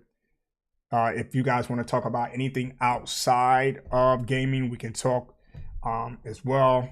If you guys have any any business questions that you can think of that you want to ask the thinker about, or get his opinion on the actual acquisition between Microsoft and ABK, what he thinks about it, we can revisit that again once he gets here. You're going to see new Ninja Turtles movie that's coming out. The new Ninja Turtle movie, I don't think I will go see it. It doesn't look fun to me. To each their own though, but I don't think I'm gonna go see it. So, but if you're gonna go see it, or if any of you guys are gonna go see that movie, enjoy yourselves. Now, I am a Ninja Turtles fan, but when they started to change up the look of the Turtles and stuff like that, if you guys remember way back in the early 80s and 90s, and then they started changing the way they look and blah, blah, blah, that kind of, threw me off. I'm like, nah, this is the original, the original Ninja Turtles, look. So, but this one is just like, nah, I don't think I'm gonna go watch this. So, but there that is. Nice bit of food upload other day. What we having tonight? Tonight, guys, I am gonna be making a green Thai curry. So I don't know if the wifey is gonna hook me up. She did mention that she's gonna get me a GoPro and like a camera where I can have, on my head or whatever. I think it's GoPro. So that when I do put my food together and start making it, I can actually go live with it, or just record it and then start posting it up on the YouTube channel. But me personally, I would like to go live with it so that you guys can see it and then give me your reaction to how to how I'm doing, right? So there's no in-betweens, there's no nothing like, hey, this is what I put here, here, here, here, here, here. And from start to finish, raw and uncut. So I'm gonna see what she's. I don't know if she's gonna get that for me for my birthday or not, but she did kind of bring that up. She's like, "Why don't you get one of these?" Blah blah blah. Because sometimes my wife like to surprise me. But to answer your question, I'm gonna be making a green Thai curry tonight for dinner, and then I'll post some pics out on the actual Twitter feed so you guys can see that. Just remember to take off the GoPro when you go to the bathroom. Yeah, I'll definitely do that. I definitely make sure to do that.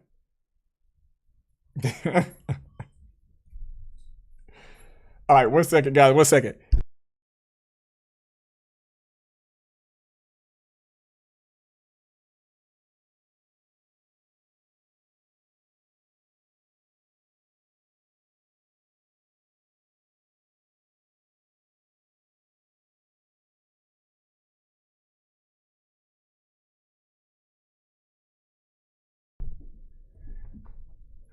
All right, sorry about that. Oh man. So yep, that's where we're at. Do it live? Yes. Yeah. So if you guys want me to do it live, then I will do it live, so that you guys can see that the boy can throw down in the kitchen. Okay. And the kids right now, they're coming into their own. They're starting to make their own dishes, which is good. Start to look at recipes and stuff. The last dish that they made together was the lobster. All I did was supervise, So all they did was follow the recipe and they put it together and it came out great. So I was like, good, good. That way, maybe one day I can sit down and they can go in the kitchen and, and cook dinner. The daughter, she knows how to cook spaghetti, different types of pastas. She's paid very, very close attention when I'm in the kitchen. So that's a good thing. So whenever she decides to get out on her own and have her own family, she knows how to cook. She knows how to throw down, even by herself. The son, he's coming around. He is a little bit lazy sometimes, but he is coming around, putting food together on his own. So just want to make sure that those guys are prepared when they decide to leave the nest, that they can do that on their own. So it's a good thing. All right, what else is going on? What else is going on? What else is going on? What else you want to talk about until that man gets here? He should be here probably within the next 20 minutes. So what else here? What else? Are there any other movies coming out? But yeah, I'm definitely not gonna go watch the Turtles. I mean, it just didn't excite me.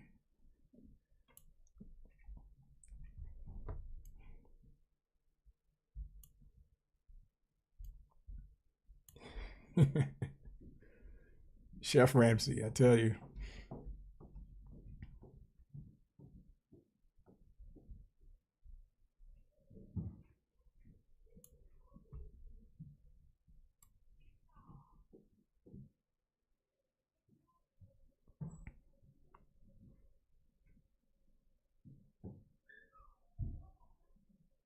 Now, I did get a few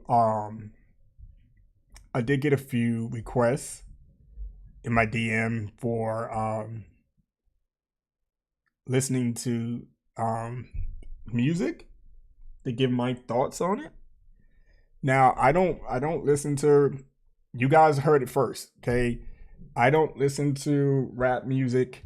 I don't listen to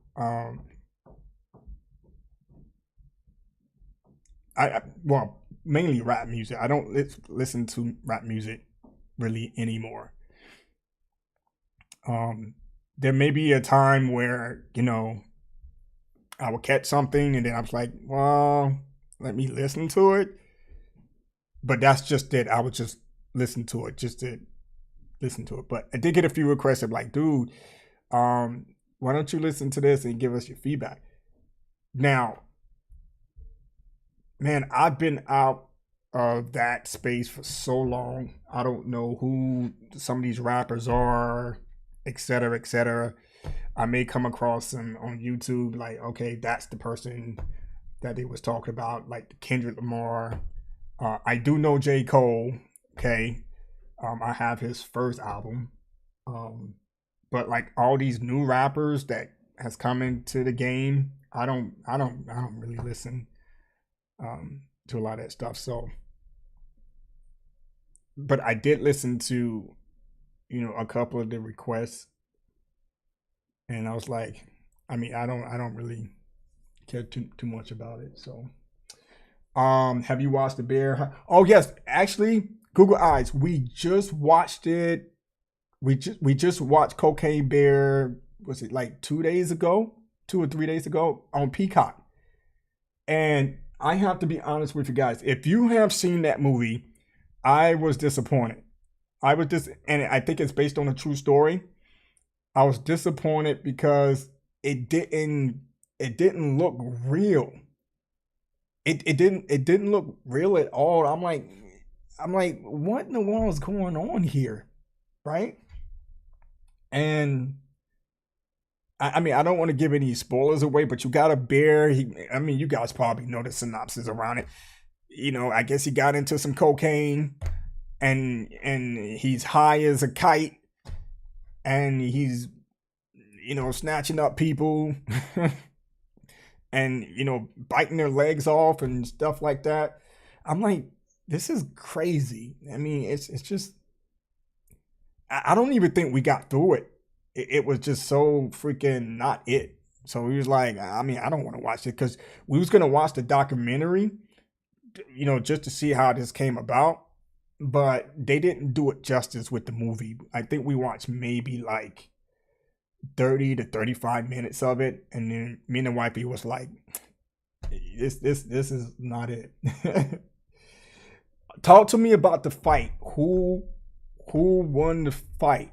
I don't know, because I was gonna get it, but then I decided not to, because there was a lot of push on it, and I did have some people reach out to me, ask me if I was gonna get the fight. I was like, nah. And then I was like, you know what? Nah, I'm not gonna get. I'm just gonna wait until they post the highlights. So I have not seen the highlights of the fight. So if you want to share, or we can go here.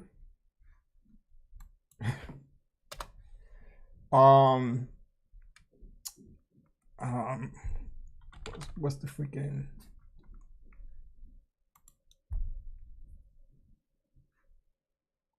We can check out the highlights here.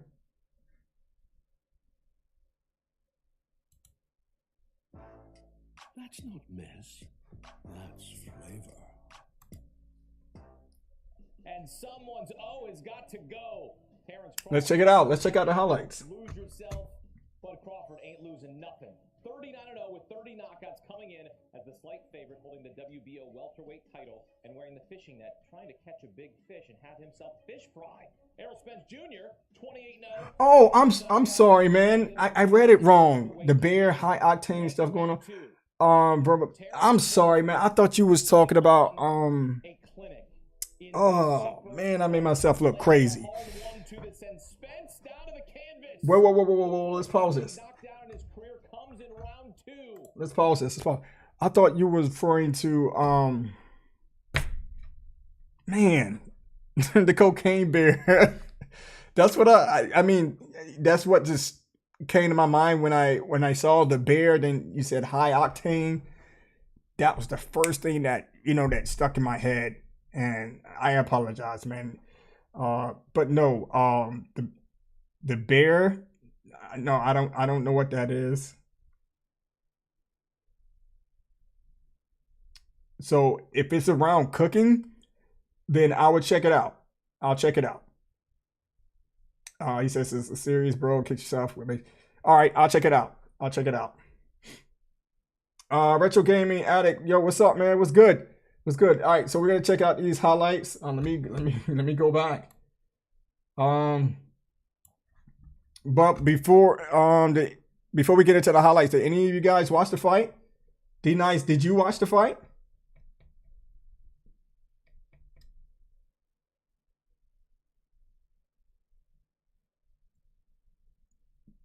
So did it live up to the hype?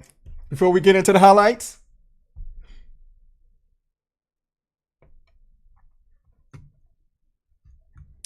Let me go ahead. Let me turn this up real quick. Again, Google Eyes, I apologize, man.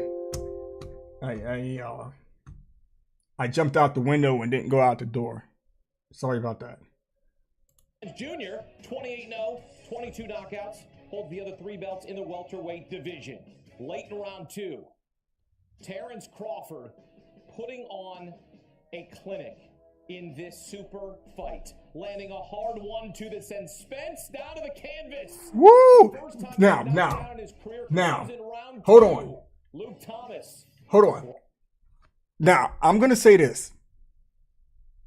I was rooting for Spence in this fight. I don't know the outcome, but I was rooting for Spence in this fight. So I'm not shocked that, that this was not going to be a good fight. But I was thinking, Spence was going to, come in and blah. And, nothing against Crawford. They're both good fighters, man. But I was rooting for Spence on this. And like I said, I was just going to wait until the next day to get the highlights. But dang, he put Spence down in the second round? That's crazy. During the round, in favor of Crawford through 2 rounds. 19-18. Crawford live odds minus 550. Late in round 3. Oh my. Crawford slips the right. Why did he look tired? He looked like. Luke Thomas scored through 3 rounds. Crawford 29-27, minus 1,000 on the live odds. Mid round 6. Crawford stiff jab. Oh! Nearly dropped Spence. Oh! Luke Thomas. Look at this! Look at this! Bah! 59-54. Oh my goodness! Live odds minus 7,500 for Oh! putting on a clinic. He was surgical. And in round 7, Crawford went fishing. Against the ropes, lands a right hook that sits down Spence. Dropped him. Final seconds of the round. Crawford lands a bomb with the right hand that sends Spence stumbling to the mat once again, twice in round 7. Luke Thomas scored through round 7. Crawford 69-61. This is about over. And in the final minute of round 9, it is over. Crawford unloading on Spence. Yo! Forcing the ref to step in and stop the contest. Your winner via 9th round stoppage. The undisputed welterweight champ Terrence Bud Crawford. Oh my goodness! Omaha. That's right. Terrence Crawford representing from Omaha, Nebraska. 40-0, 31. Oh knockouts, my including 11 goodness, straight, guys. making major history. The first male. Man, Spence didn't look like he had a chance.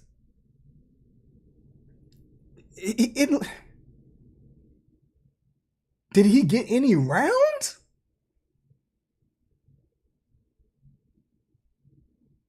Oh my goodness. I'm glad I didn't pay for the fight. Shoot. I'm glad I did not buy this fight. Oh my, yo. Let's take a look at this again. Goodness gracious, man. Spence look like he's tired right there. Oh, man. Junior, 28-0, 22 knockouts, holds the other 3 belts in the welterweight division. Late in round 2. He looked like he's tired. Crawford putting on a clinic in this Look at this. fight, landing a hard one to the Spence. Those are like 2 just jabs, right? Comes in round 2. Luke It was like boom, boom. Those are like jabs. How do you go down on jabs, dude? Minus 550, late in round 3. Crawford slips the right from Spence, lands a clean cross. Or maybe a jab and a power punch, like a soft power punch. Minus 1,000 on the live odds. Mid Dang. 6, Crawford. Ooh. That nearly dropped Spence again. Look at this. 6 rounds, 59-54. Live odds minus 7,500 for Crawford. Putting on a clinic. He was surgical. And in Did Spence get any rounds, man? Did he get any rounds at all? Oh my goodness. Right hook that sits down Spence. Dropped him. Final seconds of the round. Crawford lands. Oh my goodness. Spence stumbling to the mat once again, twice in round 7. Luke Thomas scored through round 7. Crawford 69-61. This is about over. And in the final minute of round He said this is about over. I see what you did there. Unloading on Spence, eventually forcing the ref to step in and stop the contest. Oh my. Winner via 9th round stoppage. The undisputed welterweight champ Terrence Bud Crawford. What a performance. Omaha. At Sparkle 2, Look, I did not, I expected both of these guys to come out. What in the world? Glitter stickers are a fun way to Omaha. I expected both of these guys to come out fighting. Again, both good fighters. I was rooting for Spence.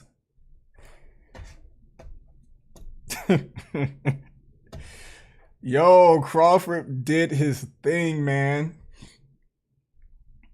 The thinker just told me he's 2 minutes from your door.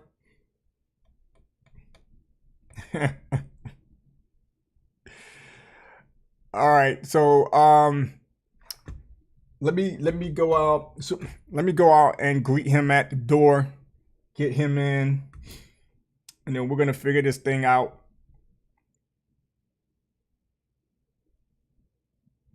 Hold on, let me. Did he reach out to you? Or you just playing?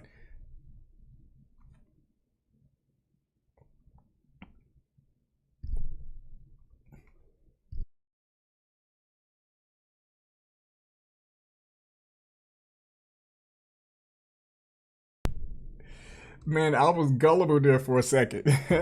I was like, wait a minute, why would he reach out to you? Yeah, he'll ring the doorbell. Who is your favorite boxer? Well, I've been a Canelo fan for a very long time. Canelo, I mean, I have several. Mayweather is not one of my, so don't, he's not one of my favorite boxers. Now, I like to watch him fight. Throughout his career, there's some bouts that I did like. I know I digressed there for a second, but Canelo, Spence is up there. What's my dude name? Shoot, man, I can't even get his name out.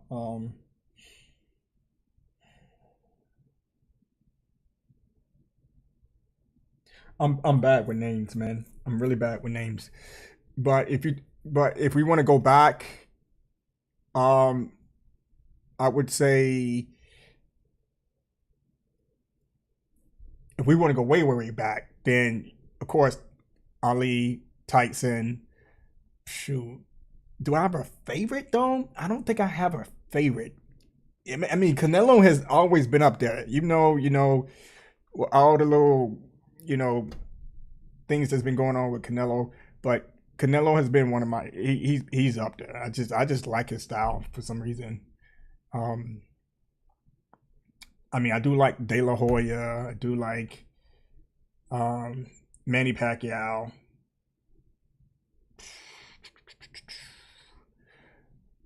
I do like what's my guy? Oh man, what's my guy name? My guy that just got arrested.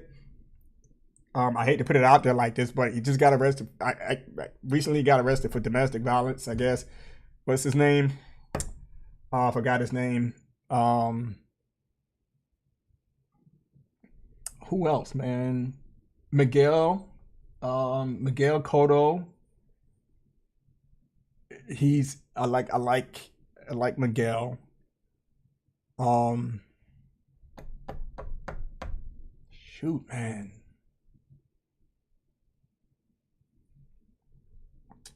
I hate when I'm bad with names, man.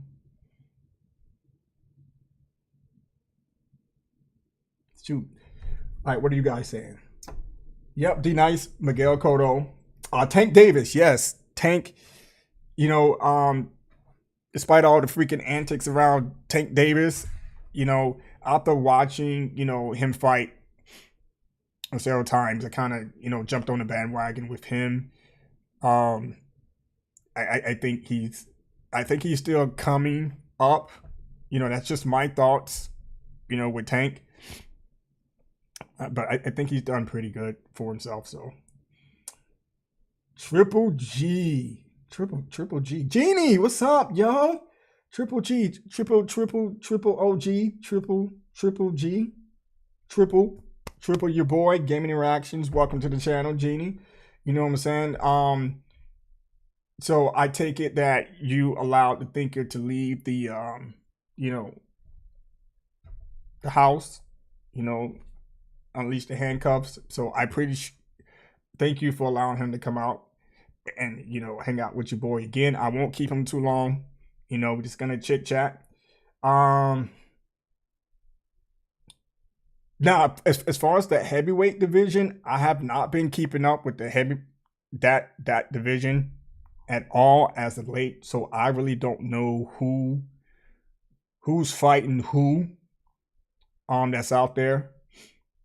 So she says Gennady Golovkin. I don't know who that is. I don't keep up with the heavyweight division because to me, I don't think it's really that entertaining. I like, the middleweight.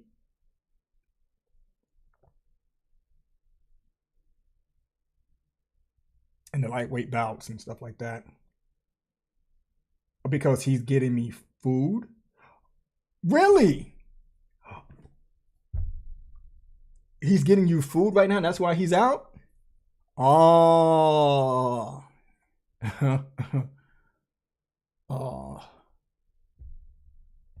Yeah, and that's what I mean, D Nice. I mean Triple G. I don't even who's Triple G?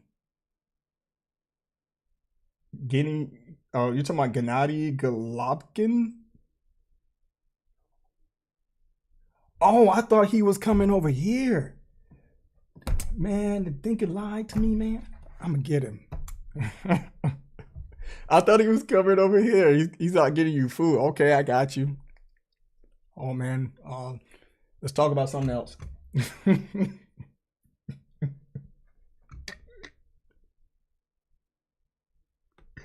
Look, he's on his way to. Look, guys, y'all need to stop messing with me, man. Stop messing with me. Y'all making me look crazy on my live stream. But we'll bring you back food. Okay. Okay. Cool. I won't. He said. She said it ain't my fault. All right. You know what, Jeannie? Cool. Don't bring the pat out. I mean, the pat will come back. I mean, if you guys want to do this, we can do this. GNR heads up, gonna be messed up. He's coming over or what? Oh man. She says, let it out. Okay. You know what I'm saying? I got you. But I'm not gonna let anything out. Come on, you guys are from. I'm not gonna let anything out. You guys are from New York. You guys are. I'm not messing with anybody from New York. Period. And plus, your man on the way over here. Come on now. Nah. We have that relationship. You know what I'm saying? We have that relationship. I can't mess that up. You know what I'm saying? I have to live. I have a family to take care of. You know what I'm saying? I don't. I'm never gonna disrespect New Yorkers, man. And plus, you're Italian, right? I'll mess with a New Yorker before I mess with an Italian. I think you're Italian, correct? Correct me if I'm wrong. I'm not gonna disrespect you. Come on now. Nope. Arab and Latina. I always thought you were you had some Italian in the blood. D-Nice says, I sent you a trailer. I don't if the movie came out already or is coming out. So did you send it out on Twitter? I'll check it out.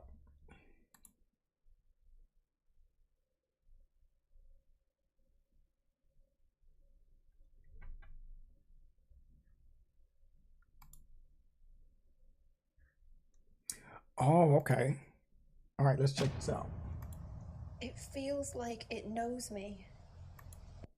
All right, so this is the Gale Stay Away from Oz official trailer. So I have not seen this one. So let's check it out and I'll give my reaction. Like it's calling me. How long has this been happening?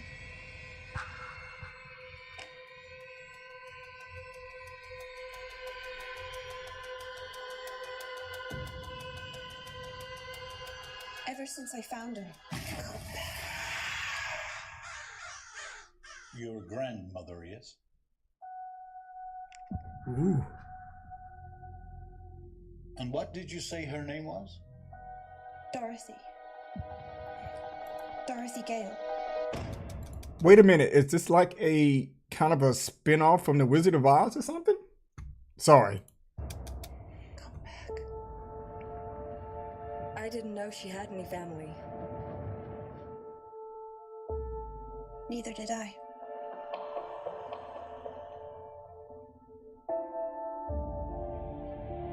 She hasn't said a word in years. I'm afraid a lifetime of psychosis is really taking its toll on her. Can I? Sure. Hi, Dorothy? It's Emily. I'm your granddaughter. Stay away from us. Stay away from us. Stay away from us. Stay away from us. Stay away from us. Stay away from us. Stay away from us. Stay away from us. Stay away from us. Stay away from us. Stay away from us. Stay away from us. Stay away Okay. from us. Stay away from us. Stay away from us. Oh!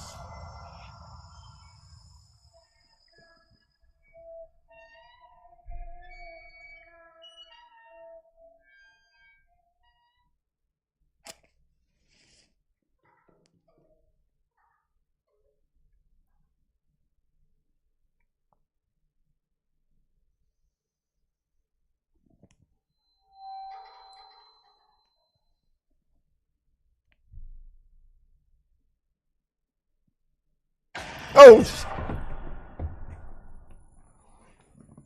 Woo! Yo! When does this come out? Hold on.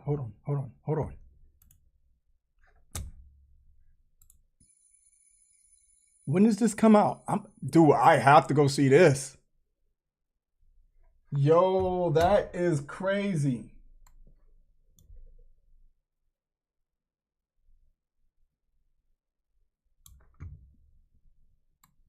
Wow, that's crazy. So, woo! Dorothy Gale.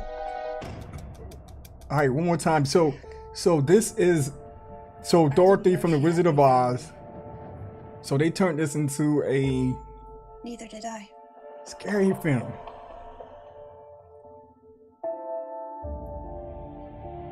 She hasn't said a word in years. I'm afraid a lifetime of And psychosis there's has Toto, really taken its right? toll. The dog. Can I? Sure. Hi. Dorothy? It's Emily. I'm your granddaughter. Yo, this is insane. Stay away from us. Stay away from us. Stay away from us. Stay away from us. Stay away from us. Stay away from us. Stay away from us. Stay away from us. Stay away from us. Stay away from us. Stay away from us. Stay away from us. Stay away from us. Stay away from us. Stay away from us. Woo!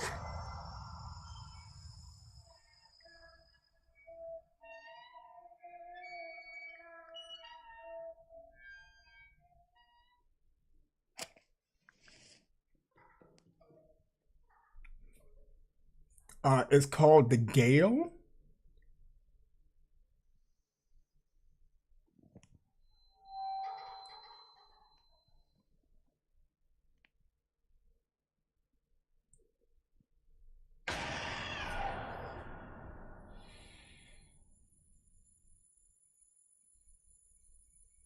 Wow. It's called The Gale. Stay away from Oz. Wow. All right, D-Nice, thank you for that, man. I did not know about that. So, the genie, I think, the thinker is here. I just heard the doorbell. So, I'm gonna go let him in. He says about to bust your windows, let me in.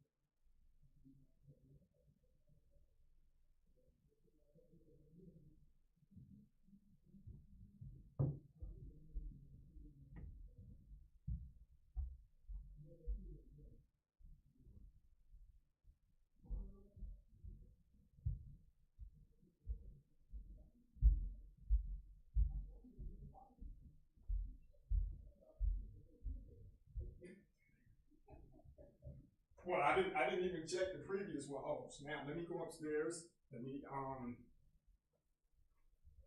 let's go to the video. All right, guys, just hang tight. We're going to get everything set up here.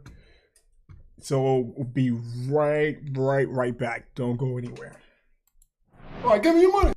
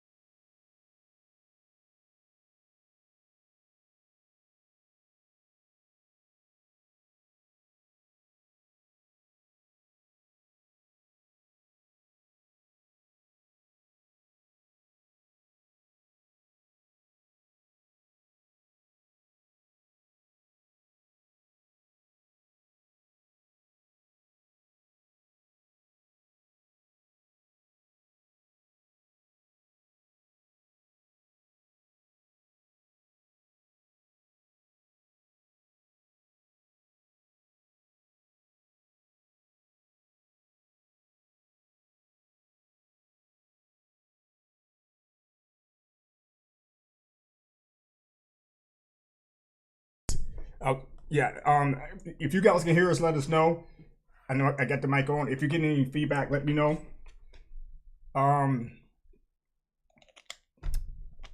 Yeah. I mean, we got to think in the house, man. He's on his gangster stuff again. So now that you guys see us both live, if anything happens to me, you guys are my witnesses, okay? All right. But I'm gonna try to send him back to Genie in one piece. So he's not gonna get out of line. I'm not gonna get out of line. As you see, you got the Marine shirt on. That don't mean nothing, you know. But we're good. We're good. I'm glad he's here. Nothing but love. Glad to be back. This mic is picking up my audio? Yeah, it should be picking you up. Okay. So let us know if you guys can hear us loud and clear. There's no feedback. We want to make sure everything is good this time around. You guys see us. We're coming in clear. Clear on both? Perfect. So what are we picking up? Where did we leave off before I came? All right. Well, again, and just like I said, we left off on we actually watched this. So did you see the trailer though? The entire trailer? No, that we just watched. I was about to bust your windows open. You see what I mean? I'm out there saying like, yo, I know I got the right house. Guys, if anything happens to me, you're my witnesses. All right. All right. So shout out to D Nice. He did send me this trailer here. Actually, there's several trailers here. Within this trailer, well, actually, there was another trailer. I picked up bits and pieces of this. So it looks like Hollywood is running out of ideas, that they're taking beloved children's movies and making them into horror movies. What's next? They're going to take, well, I know Guillermo del Toro did a spin on Pinocchio. That was actually pretty good. I saw it. Yeah, that was decent. I mean, it's not like horror, but look at the video game, Life of Pi. Yeah, coming up. Yeah, Life of Pi. So that's like they're trying to do some like nightmare elements into like the Pinocchio theme. So I think Hollywood is just like, yeah, let's just take beloved children's stories. This I don't know. And the screw is all up. Like, yo, I know. So are they gonna screw up Lion King? Lion King. Oh, you can't screw up Lion King. So all right, guys. So we're gonna check out this trailer one more time so the thinker can get the full view and give his thoughts on it. So let's hit this again. Now, to me, I was like, yo, this may work out. Let me see. Because I'm gonna be in the theaters to watch this one. So this is the reactions part of the Gaming and Reactions channel. Yes. Like it's calling me. How long has this been happening?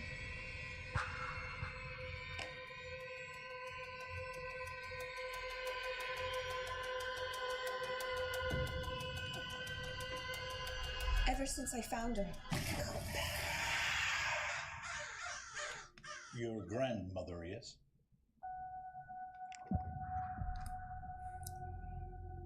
And what did you say her name was? Dorothy. Dorothy Gale. Come back. It's a clever idea. I didn't know she had any family. Yeah, Neither put did that I. horror element to it. Was that Toto? Yeah, it's Toto. She hasn't said a word in years. I'm afraid a lifetime of psychosis is really taking its toll on her. Can I? Sure. Hi, Dorothy? It's Emily. I'm your granddaughter. Stay away from us. Stay away from us. Stay away from us. Stay away from us. Stay away from us. Stay away from us. Stay away from us. Stay away from us. Stay away from us. Stay away from us. Stay away from us. Stay away from us. Stay away from us. Stay away from us. Stay away from us.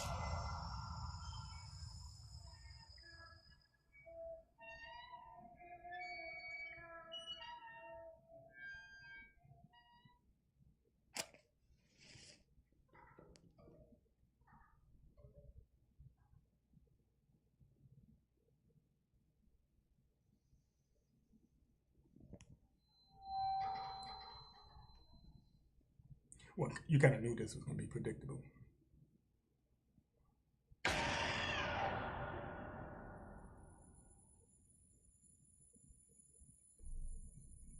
I mean, the original Wizard of Oz, I can see how, because of the Wicked Witch.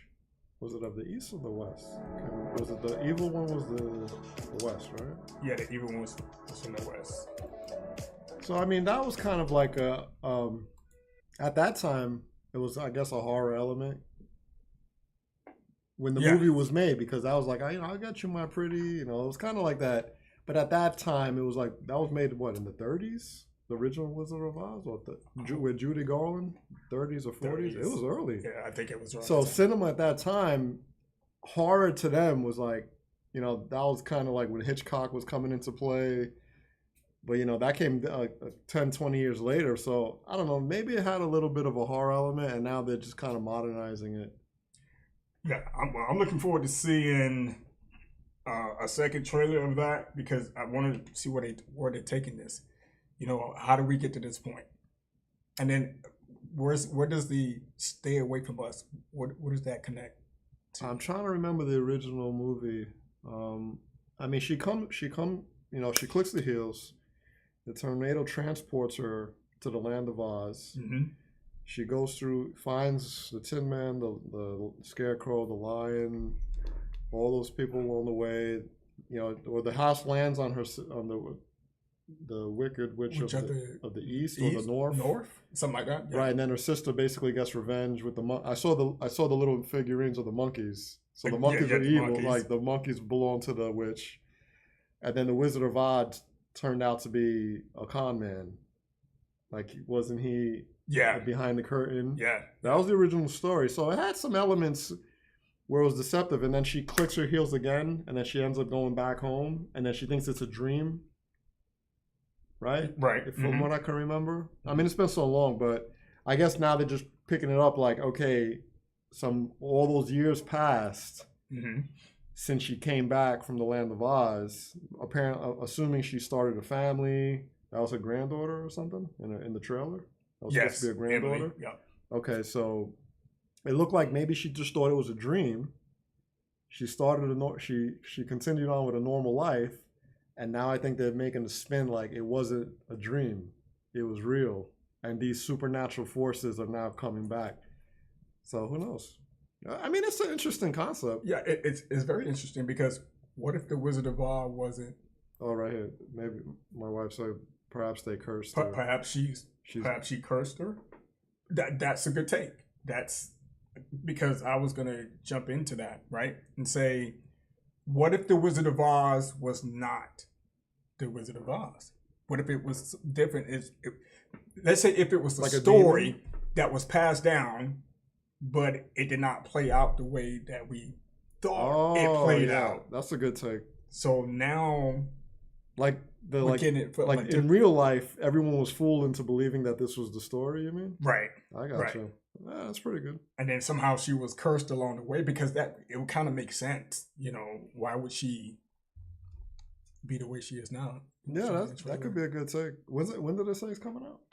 I didn't see a release date at all, so I'll take another look at it. But that one's definitely right up my alley, guys. So definitely going to check it out. So shout out to D Nice for that one. So. What else we were talking about? In this trailer here, The Summoning. Another trailer? Yes, another trailer. So let's go ahead and check this one out. I don't think I've seen this one either. And then D Nice, we'll also check out the Saw trailer as well. I saw you did the Exorcist one the other day. Yes. We actually saw the preview to that when my wife and I went to go see Oppenheimer. When was it? Last week, and that was one of the main trailers. The Exorcist during that. Are you gonna go see that one? Maybe. I mean, it's hard for us to go to the movies. I usually kind of just wait until it's available to stream. Oh, gotcha. Right now, it's hard for us to actually go to the theaters right now with the kids. Gotcha. All right, so let's check out The Summoning, guys. Let's see what this one's about. Our Father, who art in heaven, hallowed be thy name. Thy kingdom come. Thy will be done on earth as it is in heaven. Oh, it's made by the Give us this same. day our daily Same bread. studio. Same. And forgive us our holy trespasses, as we forgive those who trespass against us. And lead us not into temptation, but deliver us from evil.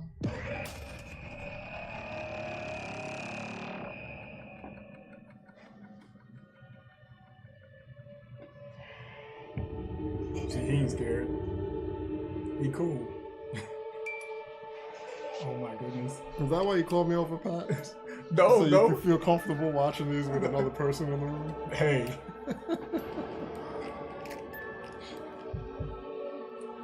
This is crazy, man.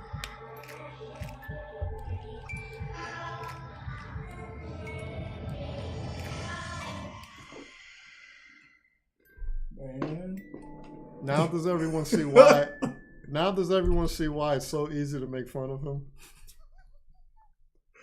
Oh my god. This at last She said, hold his hand. in his Do you need to studio be read a bedtime around story? 2021.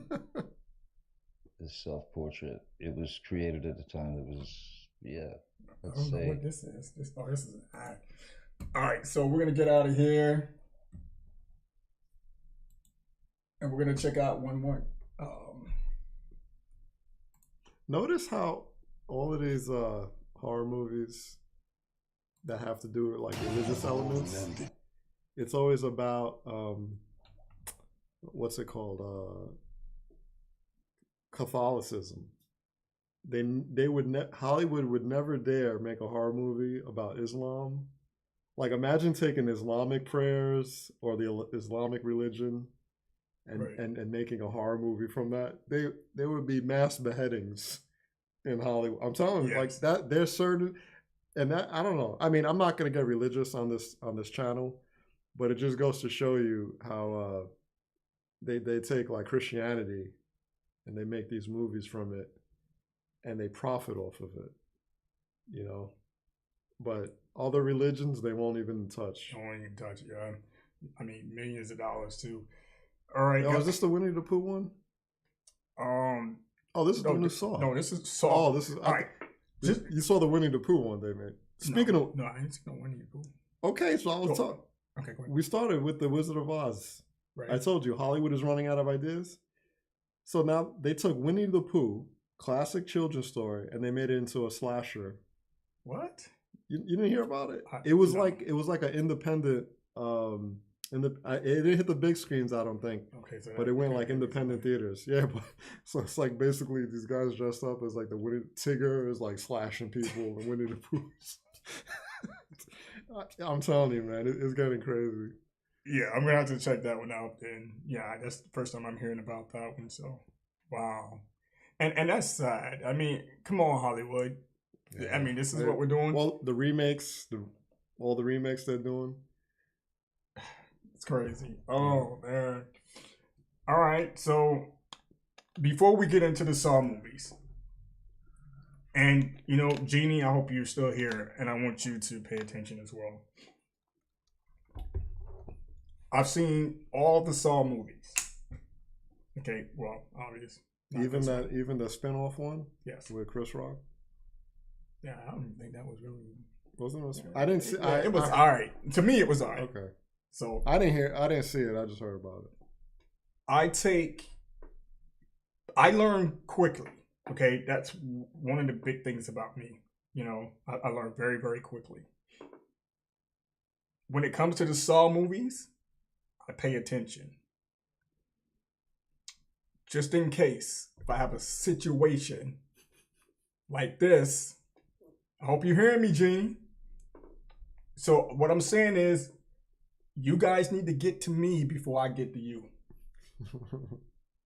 So I know how to MacGyver these traps. I pay attention to all that stuff. So don't be. Hey, you know what? I think I came at the right time because if something happened and someone tried to ring the bell, no one would answer. No one's here right now, Pat. You're in trouble.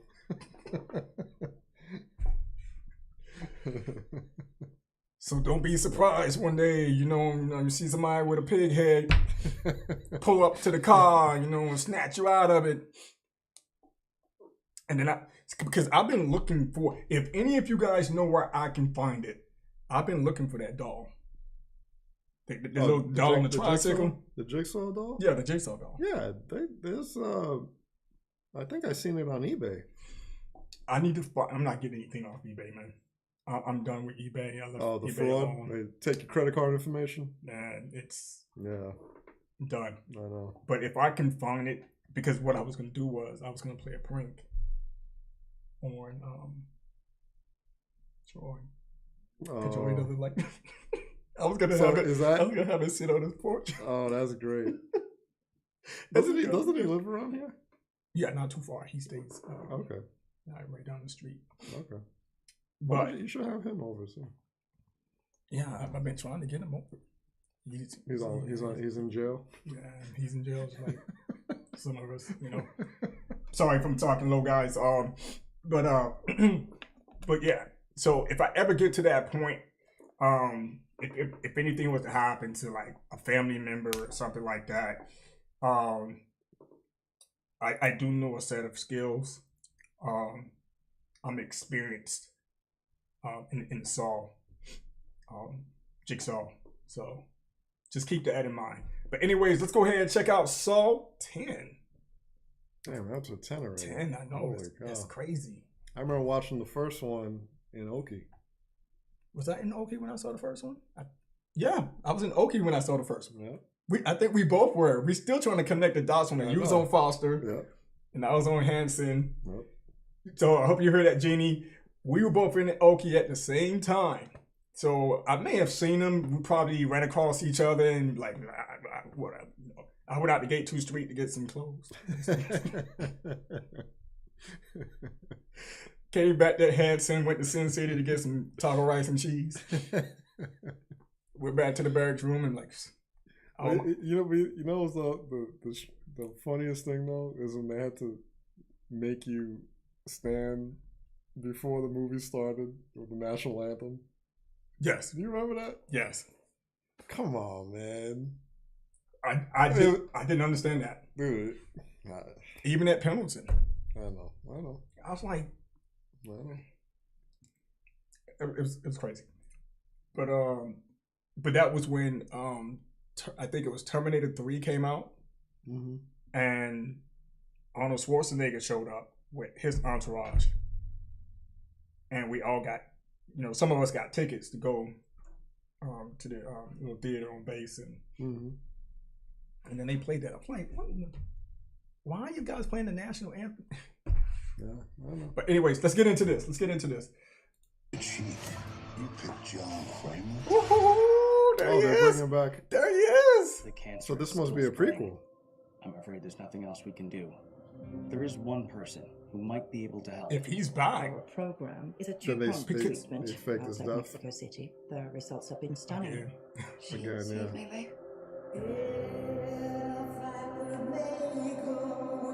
You're in very good hands with us. After that, what happens then? Your whole life happens then. John Kramer. It's him. According to these scans, the tumor was never removed. How much time do I have? Months, at best. I still have a lot of work that needs to be done.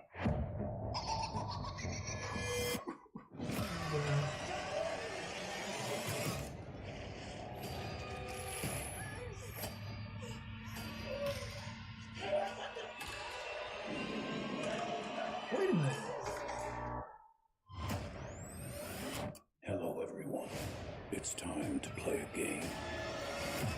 You all pretended to cure me, but what I have planned for each of you is very real.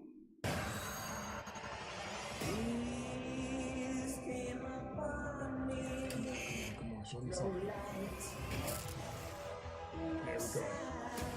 The only thing I have not provided is your anesthetic. But trust me, you will want to remain alert. I gotta get that dog.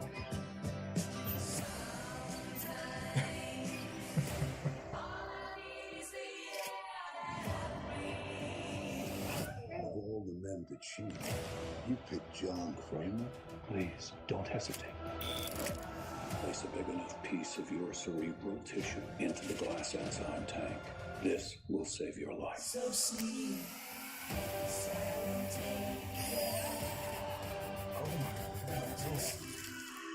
This is not retribution. It's a reawakening.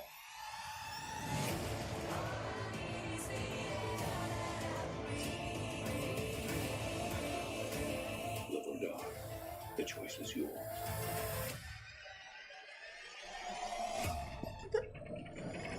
Was that the girl from the very first movie?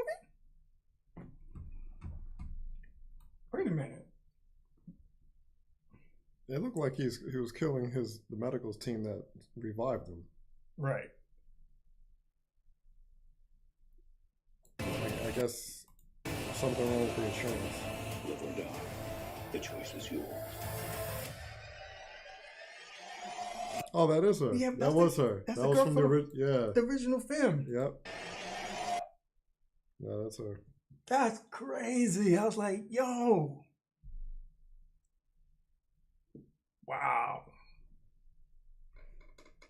All right, guys. So are you guys looking forward to Saw 10? And I don't think they mentioned this was going to be the last one, right? They didn't. No, I think they'll keep it going just like they do Michael Myers and Oh yeah, all these movies. Yeah. They'll just find a way to rewrite the history of it and come out with something new. All right, so DC says they had them on Amazon. Dude, you know what? That's crazy because I never bothered to look on Amazon at all, to be honest with you. And yeah, I know, and that's strange. I just researched it. I'm talking about the actual live, the big doll, not no small doll or whatever. I'm talking about the actual doll on the tricycle. So if I have to get a tricycle, I can do that. That's okay.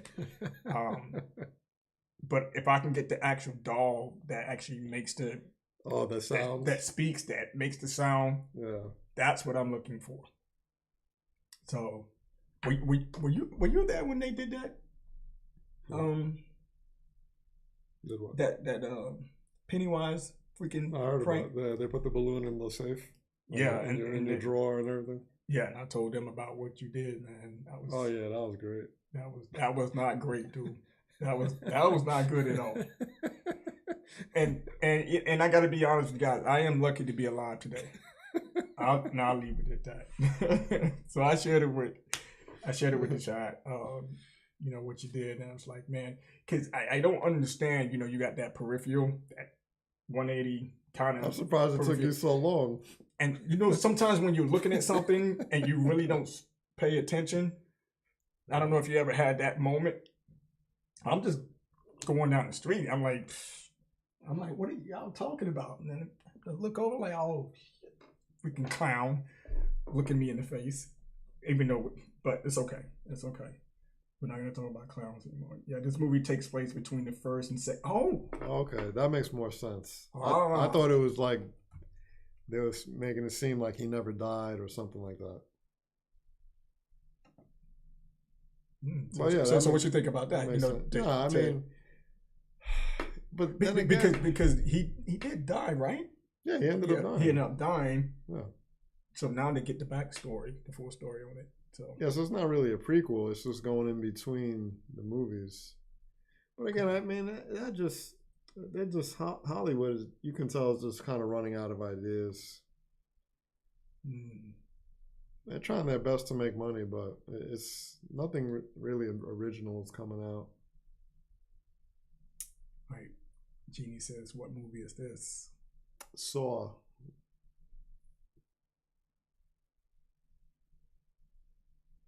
Oh, so that means she didn't hear me earlier. Nah, she's taking care of the kids. Okay, got you. So what else were you guys talking about? All right. So we're talking about any gaming stuff or what? Or you went into the reaction stuff? Yeah, he keeps going, huh? Yeah, you know, if you guys you know, have any topics that you want to discuss, you know, around gaming, if you want to catch up on or revisit the whole ABK deal. I know a lot of you guys are exhausted from it. Oh, did you see that article I sent you? The Sony about they were the acquisition. Yeah, starting to pick up. Yes. I saw that. So pretty much Sony's putting some money to the side, and and I talked about it early in this stream too. So thanks for sharing that. Yeah, I think they were just waiting to see what was the result of the Activision thing, and now that Microsoft is pretty much gonna win it, now they got no choice. They got to play fire with fire. Exactly. They didn't want to spend the money prior to the court decision, and but now that they got no choice, they have to kind of step up their operations to compete. And it's just gonna be a matter of escalation with trying to basically, like trading cards. They're trying to get the talent from all these major gaming studios. So it's just now starting to pick up the pace. Yes, and and I also shared earlier that I don't think Microsoft is really letting up too far off the gas, because they're out here making moves. They're making a lot of deals, with other companies as well, which is not surprising at all. Well, what I can tell you is that Sony's going to have to move very quickly, because in the world of mergers and acquisitions, once you get precedent in the legal system, now nothing's going to stop Microsoft from going after anyone they want. Because now they can just use the precedent of, well, we won the Activision case. That's it. Nothing is going to stop them unless it's like a hostile takeover. That there are still antitrust laws involved in that, or unless it's like a company, and I know they don't, but unless like any gaming studio has like proprietary technology that is vital to the entire industry. Like for example, like if Microsoft, like, not to say everyone uses Unreal Engine, but like if they start buying like the technology, if they start getting a monopoly over the technology to run these gaming engines, then I can see where that would become an issue. But if you're just going after studios for the talent and to, get these game developers that make these big games, that's it. Because the thing is, it's not like they started at a small level and they're like, oh, well, we won the acquisition unlike a minor studio. Because they got one of the biggest ones out there in Activision and Blizzard, now they could basically go after anyone. And if anyone has a dispute, they can just use that and just leverage. Say, look, we already got this approved. We already got the big dog. What makes you think we can't get someone that's a little bit below? I saw in the chat before I left, like someone mentioned Nordic. Yeah, so shout out to... Yeah, so like these other smaller gaming studios, that's the thing, especially like in the legal system, even when dealing with like lawsuits and things of that nature, if you get a win, if you get a court win in a big case, that establishes precedent. Right. And that's very powerful when you're trying to defend your case. If you say, look, the court already approved something very similar to this, then that's it. It's like you took away the ammunition. So that's why now Sony, if you brought up that, I don't know if you covered that yet. I think you covered it earlier in the stream. But now they have no choice to ramp up. Now they're going to go after these people that are well-skilled in acquisitions and try to go out and get the best talent money can buy, because if they just sit on their butts, Microsoft is going to steamroll them. So what is your thoughts around like a publisher like Sega? Because Sega has been on that list in the past. One of those publishers Microsoft wanted to acquire, and right now they currently have a relationship. So, but the actual main guy did come out and say, "Oh, no, we're not for sale, right now." But there has been a lot of talk about that. So with Microsoft acquiring ABK, and by that setting a precedence, do you think it will be any difficult, or Microsoft have any difficulty in purchasing Sega if they decide to go after Sega? Well, as long as Sega's open to the terms, I don't see what would stop them. And then Microsoft also has to look at, they don't want to, I don't know if, they have a huge war chest, but I don't know if they want to overextend themselves too much, because it could backfire. They may want to say, you spent $69 billion on this deal. You may want to wait a bit to see exactly the fruits of your investment. It may take a while to recoup that, but if they see right off the bat that their ROI is significantly projecting on the uptick, as far as the talent that they've acquired, if they got these guys at Activision and Blizzard, and they're coming in with such creative ideas, they're all right, you guys got Gears of War, you guys got Halo, we're gonna, now that we're a part of the same team and coming in with big ideas, be look, we know how to make you even more money. And if they start implementing projects where they're man, we got the All-Stars, we got the Jordans, we got the LeBron James, we got the Bryants, they're going to be oh, let's go after, now let's start trying to pick up all these other All-Stars that are out there. Right. But they may be a little hesitant at first. They may say, look, we're fine with just getting the guys from Call of Duty and Diablo and, the big money maker games. And then let's try to either restructure or merge our current teams together and either improve on our current games or make a completely new game. But I think they're going to be big on these games that constantly generate revenue, because these are the people that think of it. So maybe they don't want to go after the studios that only focus on single player. Maybe that's not their business model right now. Maybe they're looking at other studios that generate these constant in-app purchases, whether it be the mobile gaming or something like that. So maybe they may be looking at other studios that people may not even have heard of. But just because that they have these creative game developers, that they develop these games that constantly generate money, maybe that's what their business model is going to be. If I was Sony, I would just what I would do is, because you're not going to be able to compete with, as far as the war chest, because Microsoft can, if they really want a studio at this point, they're just going to offer more money. Sony, I don't think, is going to have the pull.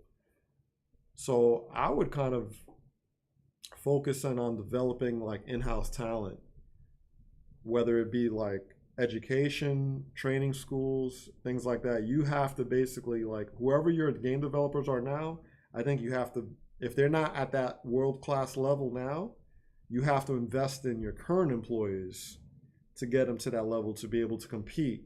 Because on one hand, and you see this in sports all the time, teams that think okay, how do I win a championship? There's been teams that they're just going to buy up all the All-Stars. But then what happens is those All-Stars don't work well together. And then there's other teams that they say, you know what? We're not going to spend millions of dollars on these All-Star players. We're going to focus on our current players that we have, and we're going to put as much money as we can into their training. And then a few years, they become to that world-class level, because then they hire the best coaches that are significantly less money than hiring just an all-star player. So maybe it takes coders, people who teach code. Maybe they start working on in-house training facilities to employ these people to code at a world-class level to produce world-class games. So there's different strategies on how you produce the best games. You can go out and just pluck the best coders out there that are going to make these games that generate so much money, or you say, damn, you know what, I'm not going to be able to compete with they're like the Yankees that are just going to say, okay, how do I win a championship? I'm just gonna go ahead and buy out everything. And then what happened to the Yankees? It didn't work for a while. They thought like I'm just gonna start buying all the All-Star players, but then they didn't win the pennant, they didn't win the championships, and then you have teams that don't really have too many All-Stars, but because they invested so much in their coaching and their training, that they developed, and they have different divisions. They have like AAA divisions, so they brought them up through the minors, right? So even though it's a completely different industry, the process to get skillful people in your company, there's different ways to go about it. You can go out there and just buy them, or you can cultivate them from the ground up. So maybe that's the way to do it. Oh, we got a little visitor here. A very happy visitor. So yeah, I mean, I think that article that you covered before, I think that's just one of the moves that Sony, like, they have to jumpstart it. Because I think what they were doing was they were waiting to see the court's decision. Because if the court squashed it, then it's like there's no reason to go out and spend so much money on the acquisition part, because now there's not a threat. But now that the court's approved it, now Sony's like, oh, we have to do something now. So right. We'll see what happens. Right. And it's going to be interesting to see what happens, what Sony does. And because they may still be doing exactly what you're saying. They're sitting back, just to monitor and see where that line goes. If it goes up, then now you have to be concerned. Like, wait a minute, and then you have to look at what's in house, and like, man, we're losing subscribers. Like, are we losing subscribers, or Well, that is like, does the new gaming developers working well under the Microsoft culture? Right. Remember, it's like you're buying an all-star team or all-star players, but now do those coders and game developers fit into the Microsoft management structure? Because remember, they're probably not going to keep Activision directors, Blizzard directors. They don't need them, because you're not buying the management of that company. You're buying the creative people that make these games that make a lot of money. So right. You're not buying the money men. You're not buying the HR. You're not buying the people that are forming the teams of who works on what project, because Microsoft has their own people for that. But now, do these people fit in well to their culture? Are they going to perform at the same level? Sometimes you go to a different company that wants you of the skill set, but then when you're there, you're like, I can't fit into the company culture. I don't like the way it's run. That's and maybe the quality of the game suffer. Maybe they become demotivated. Who knows? I mean, a lot of things can happen. That's why I think after a multi-billion-dollar deal like this, you don't want to just like start just buying up. Like, now that I got approval, I'm just gonna start buying up, because you don't know if this game plan actually works. You got to wait a little bit and see if the people you're acquiring work well into like getting conformed to your own processes as Microsoft. So, but it's going to be interesting to see what comes about it. Like we talked about last podcast, imagine if the guys from Call of Duty and the guys from Halo come together and they're like, you know what, let's just make a whole new game that's going to blow every first-person shooter out of the water. Because you're strong on this, I'm strong on this. Let's come together, and they could make a whole new FPS from the ground up. So, but if they work together well, then Microsoft could say, oh, yeah, we found the formula. There you go. We found the formula. So then they could go ahead and start steamrolling. But I think Sony they're going to figure out something to be still competitive. They got to. Right. So, and we're all pretty much going to be keeping our, eyes open, ears glued. You can't count Sony out, right?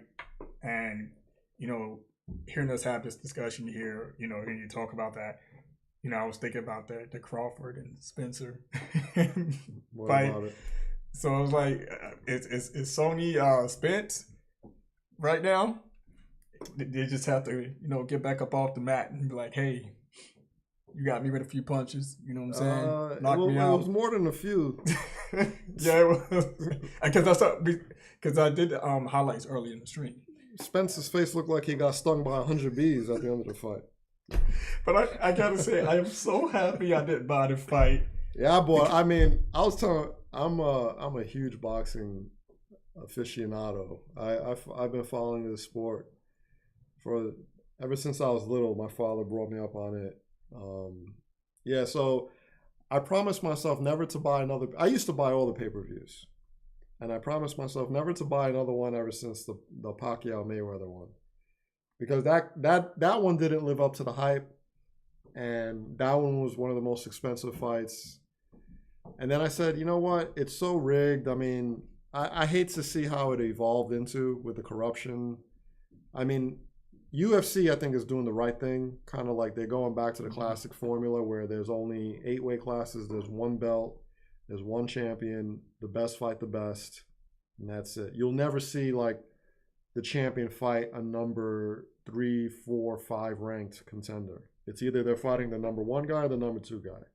But boxing has become so corrupt, and then the best fights take so long to make. Like, these guys are in their 30s. Like, they should have fought 7 years ago, they should have fought, you know. So, but anyway, the only reason why I bought it was because it was the first fight since the Mayweather Pacquiao that I was really looking forward to.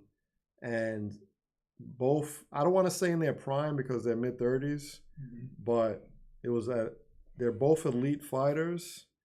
And I was always rooting for Crawford just because they've been kind of giving him the shaft for so long. He's been calling out the big names for so long, but because of who you're signed with, management, yeah, you get screwed over. So it's like, and then like the story was Crawford was ducking Spence. I mean, it's all nonsense. I didn't know it was going to be that dominant because I've been following both of their careers ever since they started professional, and I always saw something special in Crawford because of his timing and his counterpunching. And they say styles make fights, and even though Spence is also a student of the game where he's able to come in and out and pick his shots very well, Crawford, as witnessed yesterday, he's in a league of his own. That dude is in a completely different class. I mean, it showed. Completely different class. You know, watching the highlights from it, I didn't expect it. I thought it was going to be a fight, right? And yeah, I highly doubt he's going to take the rematch. I think not like that. Oh no, I think psychologically, like it's been less than a day. Okay, it's been less than 24 hours. He's still processing it. His face looks worse than it was last night. I guarantee you, because when you get that, he's all blood. I mean, his face right now is like a kaleidoscope. You ever seen that abstract art where people call themselves artists and they're just gonna throw pen cans at a white canvas and let's call this art. He got hues of blues and greens you've never seen before. You need the top of the line OLED TV in order to capture how many colors are on his face right now. Oh my goodness, man! Think a code on this one, man. Go ahead. I mean, that picture. You ever open up your computer settings, the RGB, and you see the color wheel? Errol Spence's face is now a new class of color. To all my Spence guys out there, you're watching this. Hey, it's cool. It's cool. I'm a Spence fan too, but that's hilarious. That right there is, watching that.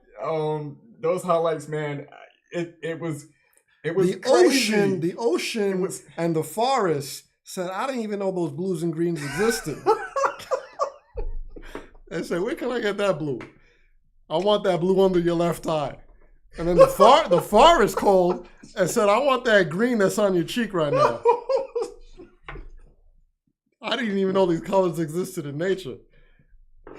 And then the bees say, God damn, I've seen allergic reactions, but you are lumped up. Yo, you're killing me over here, man. That's cold, man. Don't be talking about Spence like that, man. Come on. Nah, on a serious note, the thing is when you're at that elite level, right? He's been fighting champions. He had 3 of the belts coming into the fight, so he beat 3 world champions. Crawford only beat 1. He only had 1 belt. All right, Facts. so both of them are coming in with like supreme confidence. Okay, and the thing with Spence is after losing this fight, because of the way he lost, it's like thinking like almost you're untouchable and you completely run into a brick wall and you did not even make a crack in the wall. Because if you look at Crawford's face, he looked like he was completely untouched. It would be a different story if Spence also got his shots in and he thought to himself, well, at least I can touch him. And maybe go back and be like, damn, I made some bad mistakes. Right. I need to work on this. But I touched him. Crawford did not even get touched. No more. I mean, he got hit, but there was never a moment in the fight where Crawford was like, oh, this guy's dangerous. And when that happens to you, and when you run into a freight train like Spence did, knowing your history, you come in undefeated, both have undefeated records, right? Never even been knocked down before. Spence came in, he's never been knocked down in his career. And what happens? You get knocked down 3 times, and not only that, you get beaten to the point where you got to take another driver's license photo because a cop is going to stop you and be like, this ain't the same person. Oh man, this guy is killing me, man. I'm telling you. Hey yo, let me introduce you guys to the thinker. Oh, he already introduced himself. This is my guy here, man. Hilarious, man. He said he gotta take another driver's license photo. I'm like, yo, hold on, I gotta go to the see that. This is crazy. Yeah, all right, so look at D Nice's comment here. All right, so we're gonna go to the chat here. DC Devon. We're gonna start with Devon here. He says, have you seen the Twisted Metal series? I haven't seen the series. I saw the preview when it first came out with what's the Falcons name? What's the guys that plays? Anthony Mackie. Anthony Mackie. And I saw it. I was like, man, this is kind of unusual. You know, they're making. But I heard. Yeah, I was listening to your podcast earlier. So it's on Peacock, right? Yes. Okay, I'll check it out. Yeah. If you get a chance, check it out, man. How many episodes is it? They're doing a seasonal thing. Yes. I'm sorry, guys. Let me just mute my phone. They're doing a seasonal thing. Yes. Okay. So I'm pretty sure. I mean, you can't stop here, and I'm pretty sure it's doing big numbers. And that'll probably show up come next week or on Monday. Hey, big guy, yo. So we have some visitors. Thank you. Hello, thank you. Oh no, I'll just stick to the water. Thank you.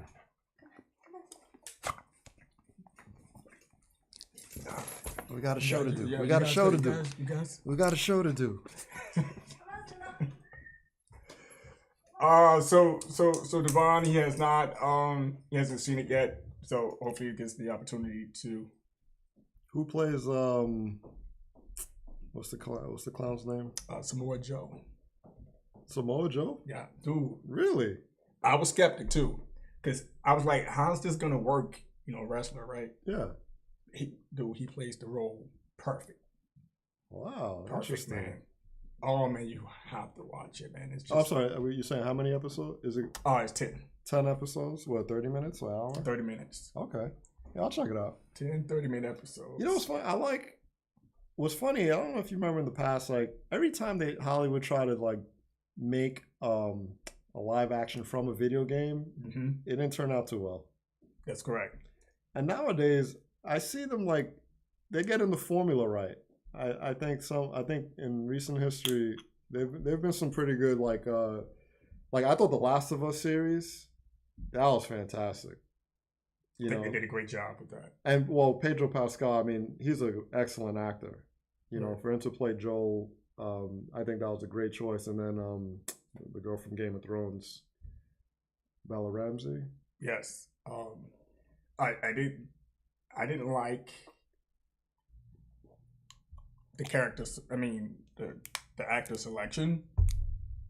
You know, with what's the girl name? Bella Ramsey. No. The Last of Us, the girl. You mean in the game? In the game. In the game. Wow, guys. Yeah, it's been a minute. I told you guys. Ellie. Yes. But I just went in it, being optimistic, just to see how, she fits into this role. And I think she played it very well, but still, it's like, that's not who you used to seeing. I'm not trying to be, on that side of the fence. I mean, she did a great job. She don't get me wrong, but for those of us who played the game, I love The Last of Us Part 2. I'm familiar, I'm drawn into that character and her whole makeup. So I was like, oh, this is. Well, I think that was such an easy game to convert to TV because the game itself was so well written. You didn't really have to do too much to modify the script or the characters because the game itself was so well. It was literally like you're playing a movie because the voice acting in the video game was so well done. It really like brought you into the story, like all the emotional scenes from parts 1 and 2. It was so well done where all they kind of really needed to do was like, okay, who are the good actors that could kind of like take the same feeling you got from playing the video game and, put it to the TV screen. But then, their challenge was they had how to condense it because the game was so long. Right. It's like, how do you, and then I'm glad that they kind of focused on like all the major milestones throughout the video game. And I thought they condensed it pretty well. I mean, obviously there's a lot of stuff they left out, but I thought they condensed it pretty well. But yeah, I'm interested, like with the Twisted Metal. I think they're starting to find a better formula. Right. Because like, for example, like the Tomb Raider movies with Angelina Jolie, I wasn't really too impressed with that. And over the years they've made so many movies and TVs based on video games, and I don't know, they've always kind of fell flat to me. There was very few that stood out, but I think they're starting to like put in a lot of emphasis. And for some, you know what I think it is? Because like the generation that's coming in to the 40s and 50s, like they grew up on Nintendo. Yeah. Now that they're a more mature audience, they want to see like these movies that kind of like nostalgia. And it's like, I think Hollywood knows like, yo, we can make a lot of money if we do these movies right. Because there's a much bigger audience now that they're older that will definitely go to movies and be like, oh man, I'm like think of what would be a video game back in the day that you'd be like, man, I wish they made a TV series or a movie out of. Oh jeez. Let me think of one. Or chat, like let's see the chat. Like, what would be a video game that you would love to see a TV show or a movie made out of? Yeah, so put your put it in the chat. Let us know, and let's talk about it. So when Crawford came out with Eminem, I knew he knew it was over. Yeah, I mean, when I saw Crawford come out with the fishnet, I was like, yo, he's about to go fishing for this fish. But M came out, and well, Spence came out with I don't know that rapper, but apparently he was from Texas because he came out and all he was like, yo, I'm from Texas. I don't know what that song was. But usually when they come out with someone, they rap their whole song. Mm-hmm. And when M came out, I was like, yo, this dude got one of the best rappers in the game. I'm like, there's no way he does his whole song. And he just came and introduced them, and then he just stood off to the side and then let his song play on the speakers. But yeah, if you're able to get someone as big as M to come, that was a good intro. I like this intro. Google says another driver's license. Oh yeah, definitely. Man, when he goes, the people are gonna look at him and be like, "Yo, you don't gotta pay the fee. You've been through enough. You don't even gotta pay the fee, man. This one's on the house." Oh my goodness, man, I gotta catch my spirit. Hold on. My head hurt. No. He said you don't have to pay no fees. You good. Like, get that man out of here. Oh, yeah. We gotta get him out of here so we can go ice down his face or something. Next. You good, man? Go. I'm willing to pay. No, go. You good, man? We got you. Jeannie says, love watching the main play. The Last of Us. The storyline was great. Let's give. Now, I need a soundboard. I'm gonna get a soundboard. You gotta get some sound effects in there. I gotta get a soundboard. Let me put that on the list. And I appreciate you. Yeah, I think that'll be a good idea. I'll be watching some of these other podcasts, and they got good soundboards, but some of them, the thing is, you got to be skilled at knowing when to press the right sound effects based on the tempo of the conversation. Right. Mm-hmm. I see sometimes these podcasters, like, they'll just like press the sound effect and it's off cue. Off cue. Yeah, it's off cue. So it's like you got to really kind of be in the groove of the conversation. I'm sure you could do it. I think it would be a good addition. Does Jeannie play video games? Well, you know what? We actually got to get back to the lot. Was it It Takes Two? Okay, yeah. I think that's a pretty good game. We're basically halfway. We haven't played it in a while, but I haven't played it. Yeah, we were getting into that game, and but you know what's funny? She likes watching me play this indie game back in the day. Don't Starve. Okay. You ever play that game? It's like an indie game where you're like a little character, and it's like a survival game. It's like a collecting game where everything on the map you can take and you can make it into something. And it's about survival. She loves that game. Yeah, but when it comes to like hardcore games, she's not really a fan of it. She likes these real cutesy games or whatever.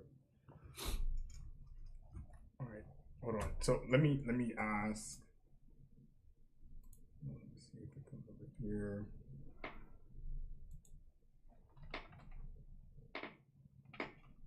Google Eyes asked, did they ever make the A-Team movie? Didn't they make one?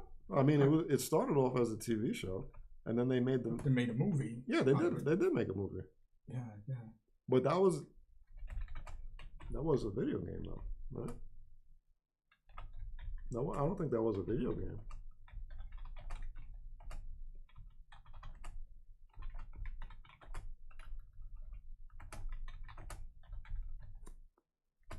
She says she likes God of War.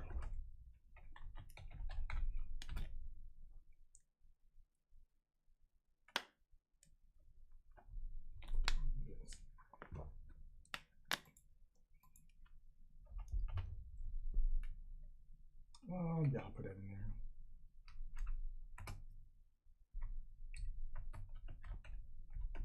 there. Stand by, everyone.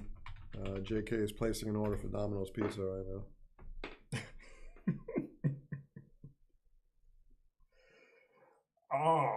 Okay. So Guar said the thing here is so chill. Yeah. You know what? I warned you guys, like, hey, this is the thinker, man. He's one dimensional. I mean, you have to say something funny to get him to laugh. I mean, if you can't, then he's gonna look like this. See, he's laughing. Got him. It doesn't take much, people. Okay, yeah. So did they ever make the A-Team movie? I think they did make an A-Team movie a long time. Yeah, I think so. Years ago. Yeah. And they did. I was I remember the scene with they're like in the dock, the shipping harbor, and they're like, yeah, I remember that scene. And the guy from The Hangover, Bradley Cooper. Yes, he was in it. Yeah, I remember it. But I think the topic is what video game would you like to see? What old school video game would you like, or even new school, I guess, would you like to see turned into a movie or a TV show? Oh, what was that? Yeah, there's your cast right there. Yeah, I remember Liam Neeson. Yeah, 2010. Wow, it's been. Rampage Jackson was Mr. T's character. Yeah, that came out a while ago. Oh, she brought up The Witcher. That actually, I heard is a good. My wife watches that, but I heard going back to what they're starting to make good shows and movies off of video games. From what I heard The Witcher was pretty good, and that was a video game. You see Crawford's face, right? He's looking up, be like, God. But I told him. But when they did their face off, yeah, he was cool. He's stone cold. Crawford was cool. I mean, he was like. Well, the thing with Crawford, he's been waiting for this for a long time, and the thing with Spence too, he was also inactive. He got into the bad car accident, and he only fought like I think twice in the past 15 months. So he had some rust, but just the performance. I mean, he's on a completely different level, and he's basically untouchable right now. He doesn't have any competition in that division. So shout out to Crawford, But hopefully he gets. Now's the time for him to start making some serious money because he's long overdue for that. He definitely, they got to give him some big fights so he can get a nice big retirement. Pad his retirement fund because they've been giving him the shaft for a long time. Exactly. So Genie152, did you play God of War? Oh no, she doesn't play that stuff. She just like. She says I live God of War. I think she meant I like. Did you mean I like God of War, or do you live it? Because I messed up. Oh, love! Okay. I love God of War. And The Witcher. I mean, I'm starting to get into it. Like, you started watching it? Yeah, I've never watched it. I just hear it from her. She says it's pretty good. So, but I'll keep you updated. You guys updated on The Witcher. Yeah, I'm just getting into it. It's sad to see Henry Cavill go. Yeah, I heard he's leaving. I heard he's leaving the show, though, right? Yeah. Okay. From the last I heard, he's gone. They're replacing him with someone else. With the whole controversy around, bringing him back to play Superman, and then turn around and they fire the guy, and I don't know if there was something going on the Witcher set with him. I don't know in greater detail, but I heard that he left the cast there, so they picked someone else to pick up the role. Oh, Netflix spending a lot of money, man. Mr. Chi changed his name because his parents, older generation, were always spoken to as if "Hey boy," hence he changed his name to Mr. T. I didn't know that. I didn't. That's interesting. Did not know that. I remember Mr. T on Different Strokes. What you talking about, Willis? Yep. Yes, sir. Okay, love. I got the kid on me. Okay, gotcha. So if you just joined the stream, I hope you guys enjoyed this live stream. I'm not gonna keep the thinker too long. It is right now it's 2:08 p.m. Eastern Standard Time. So if you have any questions for him in regard to mergers, acquisitions, business, games, whatever the case may be, if you have anything that you want to ask him, he's here. Go ahead and put your question in the chat. If you like what we're doing here, make sure you hit the like button. And if you're new and you want to see more of these podcasts, just make sure you subscribe, turn on the notification bell and all, so you don't miss out on what we got going here at Gaming and Reaction. So we got a lot going on, so don't hesitate to subscribe and hit that like button. Also share the stream as well, so we can get more people here. Google Eye says, I don't know why I can't get into The Witcher. Maybe I got to go back and rewatch. It's not sticking to me as of yet. Because I still haven't even played the video game at all. So The Witcher? Yeah, I haven't played. I've only played 3 when it first came out. I know they did the remaster recently, but when I played it, that was the first time I've ever played it, and I thought it was pretty good. Okay, because maybe I need to do that. Yeah, I think it was pretty good. Okay, cool. Google Eye says, what food you gonna make the thinker? Am I gonna cook for him? Not making him. No, that's Jeannie's job. Matter of fact, I heard a little bit of he's bringing food home for her. So I don't know who's in charge. Sometimes like, oh, y'all just. You got a Five Guys around here? Five Guys. No, the only one that I know of is the one by going towards by the DMV. Oh, okay. That's the one. Yeah, I'm just in the mood for a burger today. Cool. D-Nice, I sent you a pic for. I think I want to see his reaction. Oh, so you sent me a pic? So let's check it out. All right, Thinker. D-Nice has sent us a picture and he wants to see your reaction. Let's check it out. All right. So I think D-Nice hooks me out on Twitter. So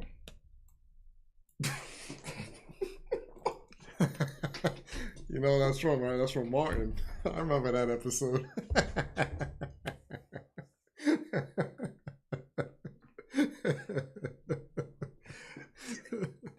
Wow, I mean his face looked like that. That's crazy. Now I know the Martin piece, but dang, look at that Smith's face. Oh yeah. Well, that's when he got hit.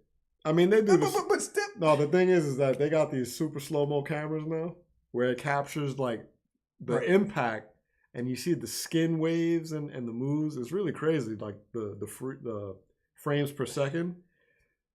Oh yeah, but he was yeah, that was great. I was about to say, nah, man, this is AI. Somebody went in the system and dude, man, Spence, goodness gracious. Oh yeah, he got lumps. He don't even look the same. Well, that was during a punch. So still. Yeah. Well, no one looks the same when you take a punch. I understand that, but dude, come on. Yeah, he was messed up, man.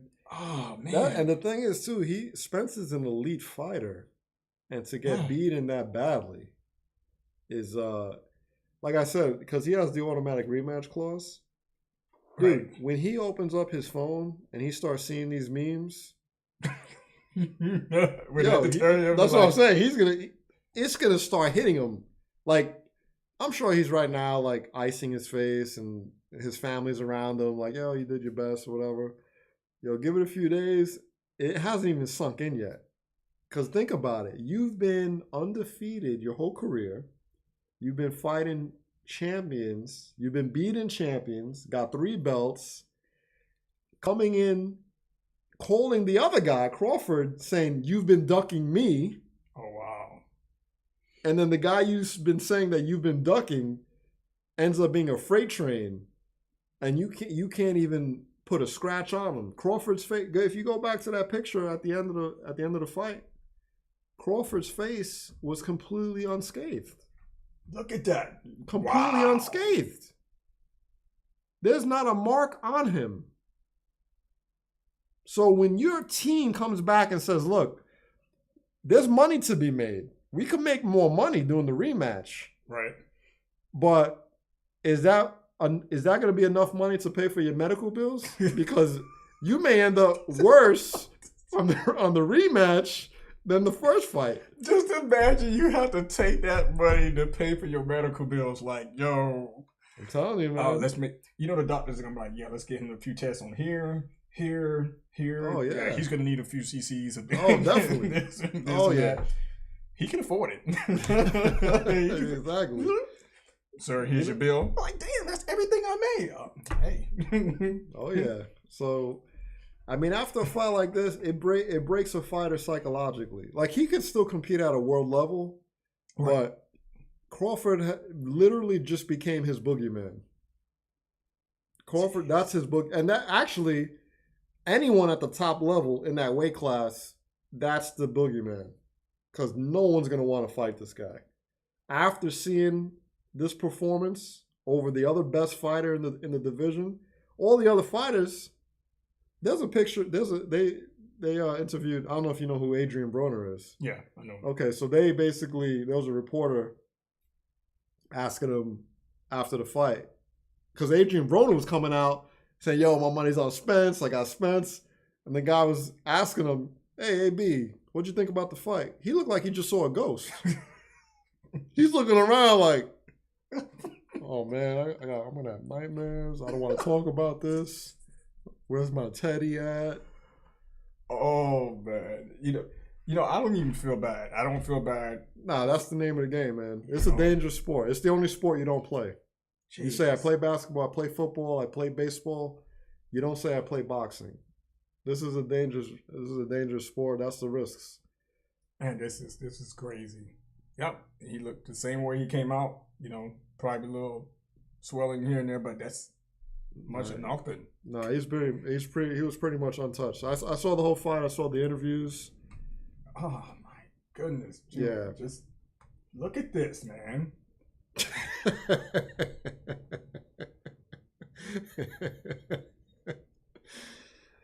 And it's just started, man. It's just started. This is D-Nice. You wrong for this one, man.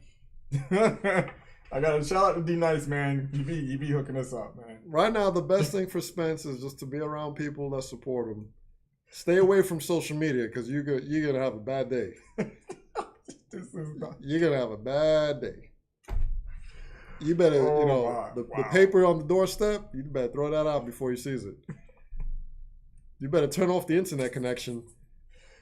Oh my goodness, this dude. Oh man. He's not too far from it though. You know? Yeah, I know. You know, like, geez, man, what happened to you? This is gonna. The thing is that this beating stays. This is gonna stay with him for the rest of his life. You know, when he looks back, when he retires, you know, I'm sure he's not done. He's gonna have more fights. He's gonna have more wins. But they're always gonna come back. That's gonna be that big stain on your career, you know. So let's say if that does continue, right? You know, after this fight, he continue winning, et cetera, et cetera. Do you think it would be okay for him? Like, let's say he decides, like, hey, you know, I probably have a few more fights under my belt. Do you think it would be okay for him to walk away and leave that money, that fight the way it is? You mean without going to a rematch? Like, without going into a rematch? Yeah, I don't know. It's going to be tough because I think right now it hasn't set in yet. But this is like this is a career-defining fight, and this could completely change his confidence. And if it shattered his confidence, he needs to be real careful who he fights next. I think it would be a huge mistake to fight Crawford next. They may be able to do it in the future, but the problem is that Crawford's 35, he's 33. They don't really have too many years left at fighting at this level. So if you're gonna do something, it's either like you take the rematch now and make the money, but I think from a health standpoint, I think it's gonna be extremely risky for him to come in again because Crawford could do some serious damage. Serious damage. You see it right here. And the thing, and like I said, the thing is that he wasn't even touched. It's not like you go back and say, look, I touched him, but I still got beat up. It's like, yo, how do you adjust?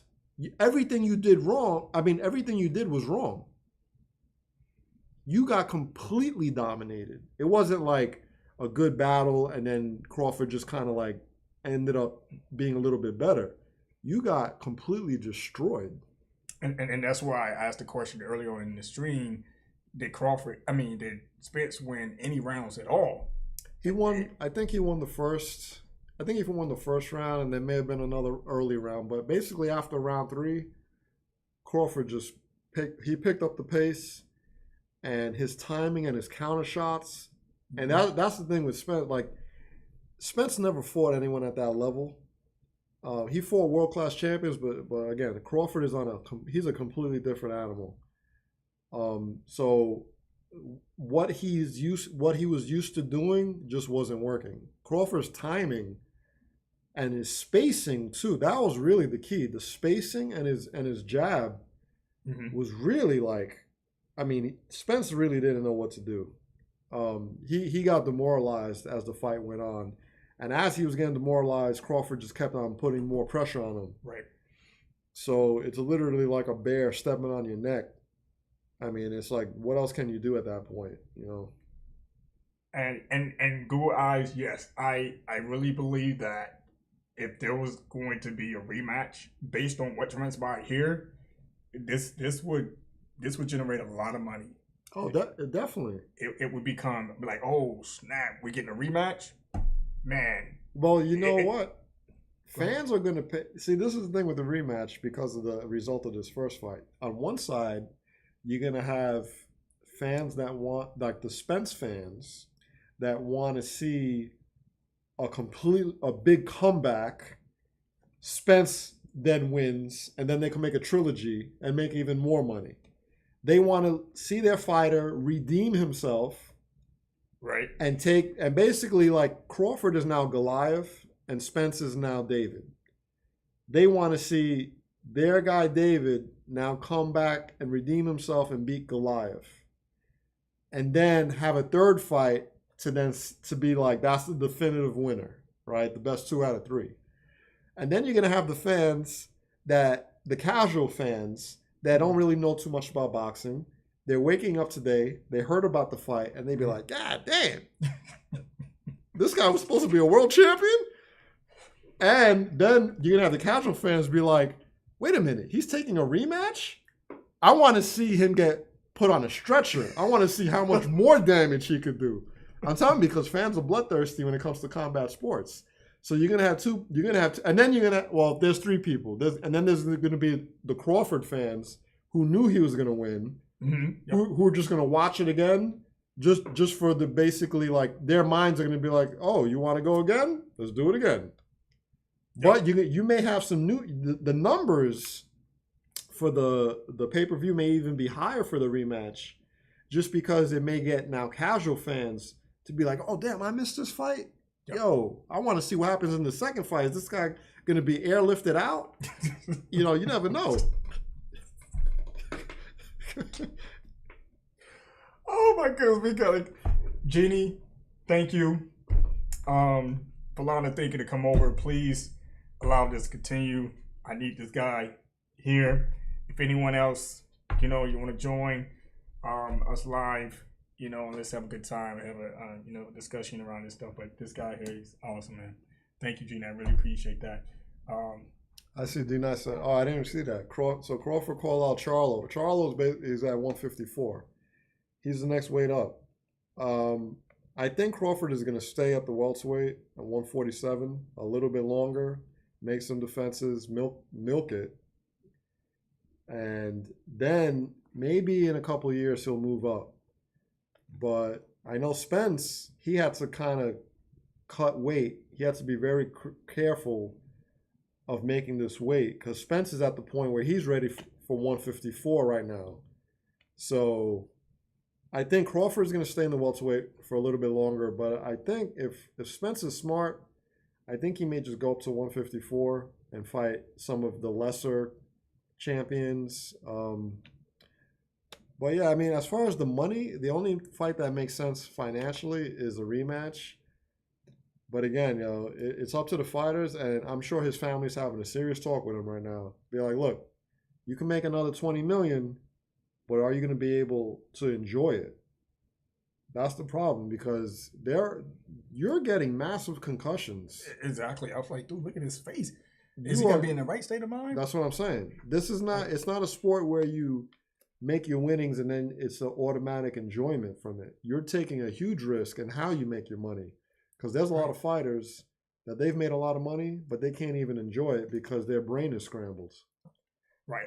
And again, guys, I understand this is a punch in the face shot, but this tells the whole story for me. Even with that, Martin Lawrence picture. Martin. Oh my goodness.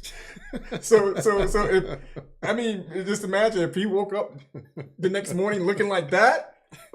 Then you exactly got to go and question like, yo, look, you if I was his family and his team, the first thing I would do is destroy all the mirrors in the house. Because that would not be fair for him to see his own reflection. He would go into a state of depression. Oh, shit. I would turn off the internet service and I would hide all the mirrors. Stay away from social media. Hey, you got to be supportive and loving. You want anything from the kitchen? We'll go get it. You want some food? We'll go get it. You go to the bathroom and be like, yo, I'll brush your teeth for you. you don't need to see the mirror. It's all good. I got you. Guys, we're just having fun with this. Oh my goodness, dude. Yo, my man. Yo, I know he still has his entourage, yeah. I'm like, dude, be honest, man. Your man got fucked. That's my boy. That's my boy. Dude, your man got. He called that man out. Mm-hmm. I mean, you can't damage control that. You can't. You're like, dude, you call that man out. You got 3. I'm interested to see. I didn't read the article. D-Nice says he won him at 154. D-Nice. Oh, okay. Are you saying that for the rematch, he wants a rematch with Crawford at 154? Because I got my thoughts on that too. Because I was going to respond to that too. So if he called out Charlo, so that means he's planning to go up in that weight. No, but I wanted to clarify what D-Nice was saying. If he was talking about Charlo or having do a rematch with Crawford at 154.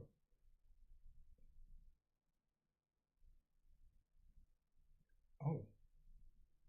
Terrence Crawford let Jermell Charlo that he wants him next after destroying his friend. Oh, what's that? Destroying his friend and gym mate. Oh, dang. What am I reading? I'm sorry. What am I reading? Hold on. Let me. Oh, this over here. Yeah, let me blow this up. Okay. So we can get it. Okay, what's that? Terrence Crawford let Jermall Charlo know he wants him to destroy his friend. Okay. Oh, snap. Well, you know what? I think, he may be making a play because I know Charlo's fighting Canelo Alvarez. Mm-hmm. Canelo's my man. So I think maybe Crawford is kind of making a play where, to get him into that arena, maybe to go up and fight. Because Alvarez is he's the money king still. So he's making a play, but the thing is that I don't know. I think right now Crawford carries his power well at 147, and I think he could go to 154 and do some damage. Anything higher, he has to be real careful because I think Crawford, he doesn't have that big of a frame to carry that weight. If he goes too high, it's going to be the same thing as what happened with Canelo and he fought this guy at light heavyweight. Canelo's last fight, he lost. I know what you're talking about. Damn it, man. I'm sorry, guys. Oh, jeez, man. Guess I might have to look that one up. Oh my goodness, I forgot his freaking name. But it could be the same. It could be the same result. Like Canelo has been so dominant, carrying his power well throughout the divisions, and basically you reach that division where your punches don't do as much damage. And is that the? Was it? No, it's a light. It was a light heavyweight fight. Yeah. It was. Let me go here. Canelo. What's his name? Canelo versus Bivol. Bivol. Yeah, Canelo and Bivol. So he moved up thinking like, I'm going to capture the light heavyweight belt. Bivol is a very technical boxer. In his division, he doesn't really have a lot of power. But the problem with boxing is you can only carry your skills for so long, and you're going to reach someone that your shots don't have any effect on them. And the guy's shots are going to have a lot of effect on you just because of the difference in size. So right now, Crawford's thinking like, at 147, he's an absolute monster. He could probably push 154, but I think anything higher than that, if his plan is to kind of get into that same discussion as like the winner of Charlo and Canelo Alvarez is now going to face Crawford at a catch weight, I don't know. I think those guys are a little bit too big for him. But maybe he's thinking like, yo, I just want to get a big payday, and he's willing to take that risk. So we'll see what happens. It's going to be interesting. So apparently Spence has asked for a rematch. Okay. According to the article here, he says at the post-fight press conference that he wants a rematch and he's hoping it will happen. Okay, I missed the post-fight press conference. I didn't see that. But wouldn't December be too close? No, they could do it in December. Training camp is usually 8 to 12 weeks long. The problem with Spence, though, is he needs a recovery period. And he needs to get his confidence That's what back. I mean. He needs his confidence back. Like that, push it out a little bit. Yeah. I don't know. Sometimes the money is so good that you're willing to take these risks. So I just hope that he doesn't get seriously hurt. That he's not going to be able to enjoy his money. Because Crawford may come into the rematch, and usually Crawford starts slow. He usually takes around round 4 or 5. That's when he starts really pressing. Crawford may come in just as the 9th round ended into round 1. So he may end up doing even more damage. Right. You see what I'm saying? Because if you come in and you've already fought the guy, and if the guy doesn't make the necessary adjustments, he may come in and just completely bulldoze him right from the gate. Right.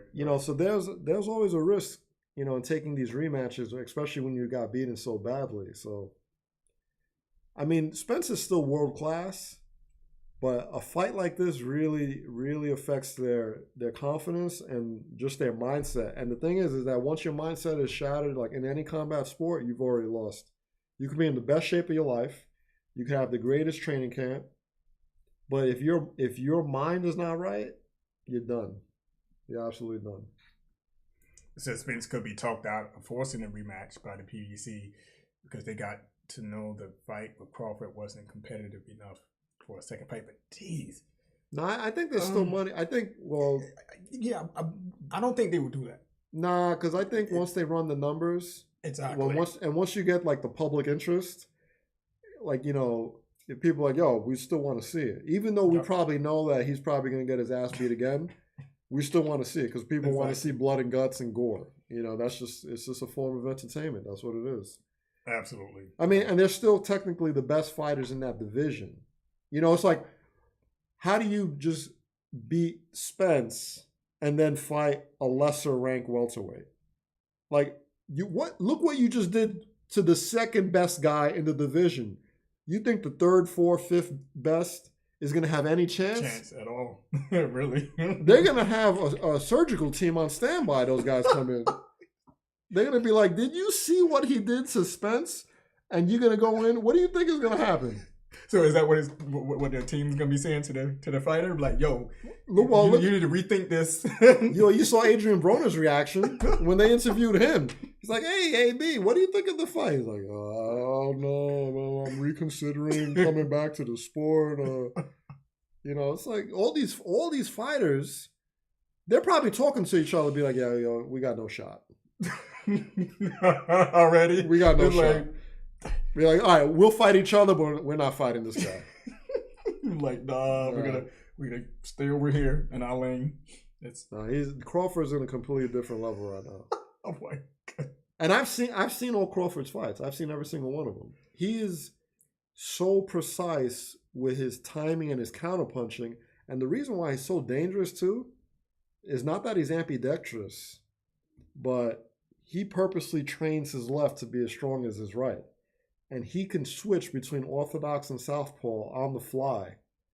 And the reason why, and if you see the fight, he came into the fight as a southpaw right away because Spence, he's also southpaw, but Spence has only fought 3 southpaws in his whole career.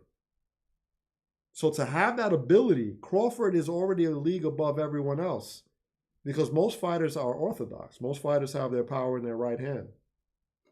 True that. He comes in not as an orthodox. He can be if he wanted to, but he comes in as a southpaw, and Spence is not. He's not used to that left hand power and that right hand power, and that's why. And his jab was like a bazooka jab. His jab was like basically a straight right hand.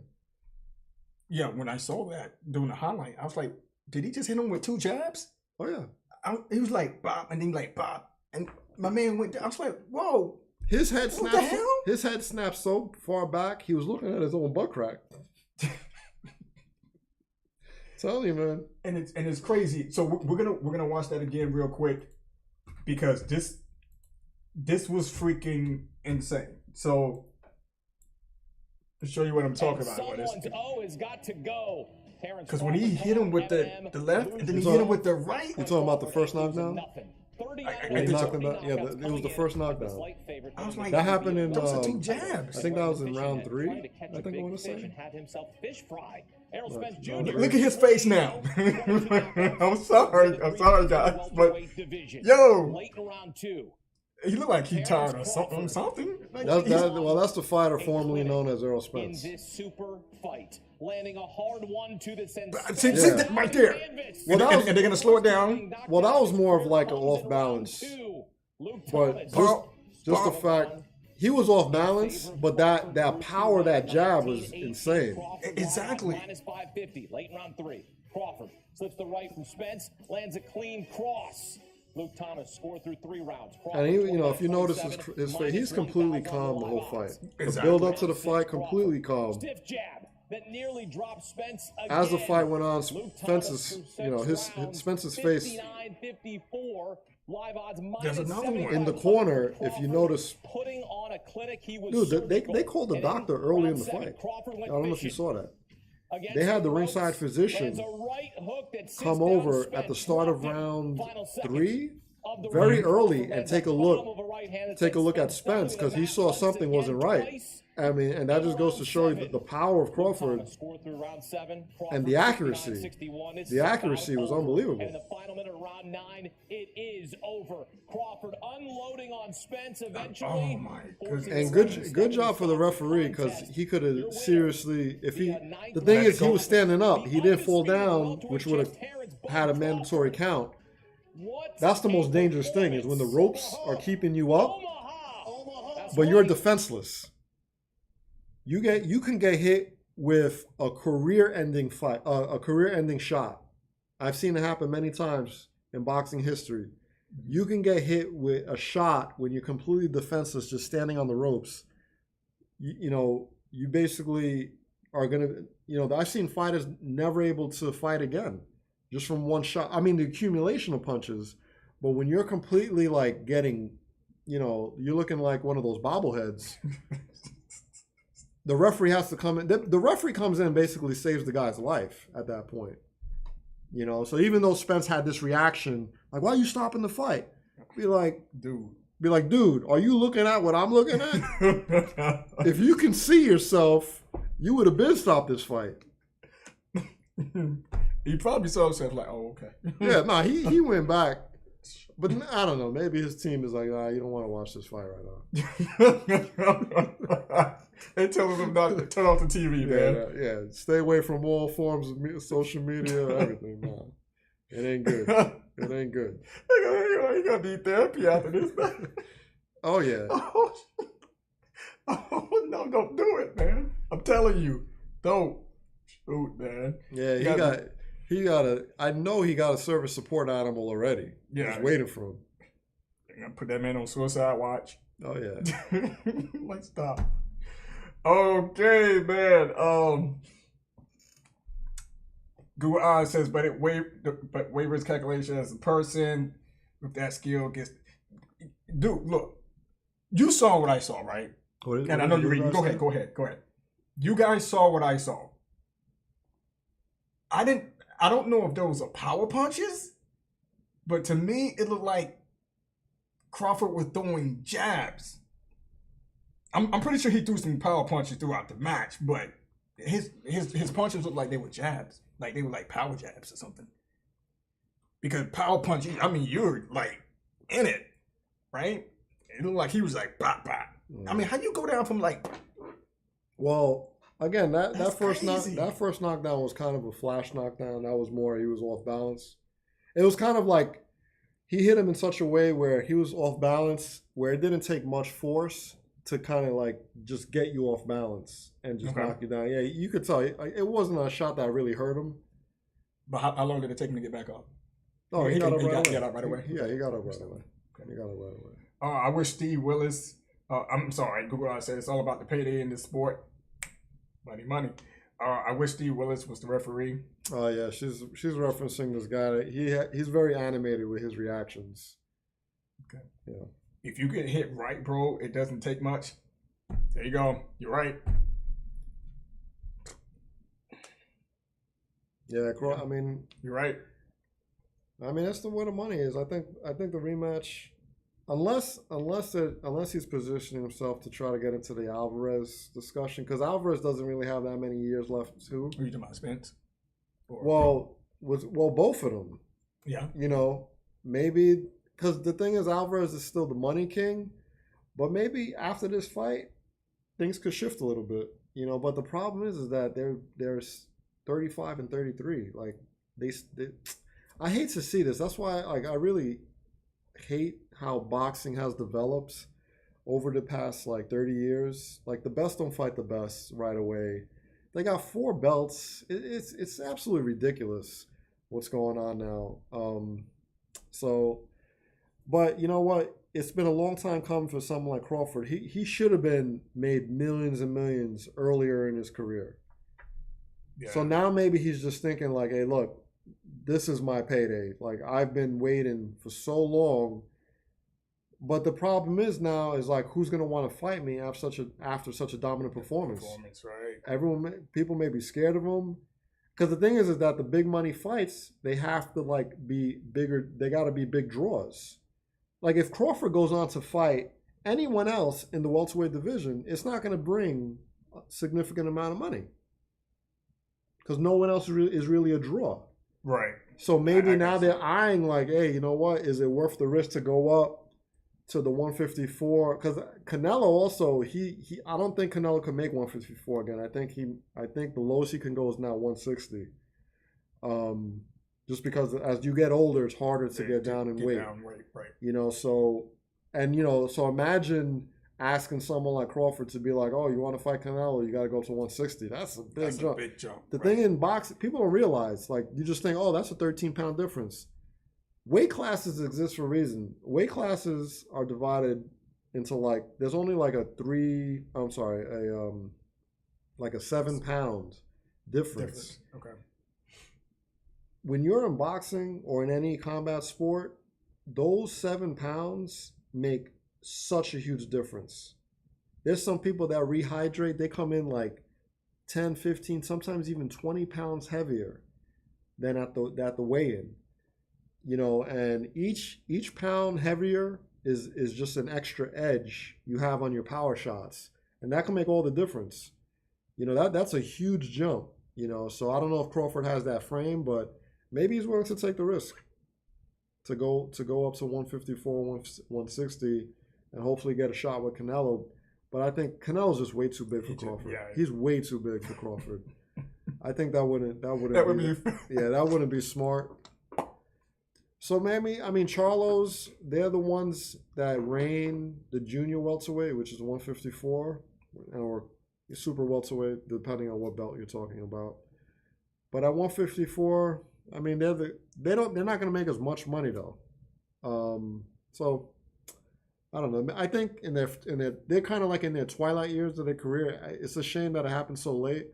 I just hope they get some big paydays. Yeah. and then kind of retire because there's really not going to be too much after this.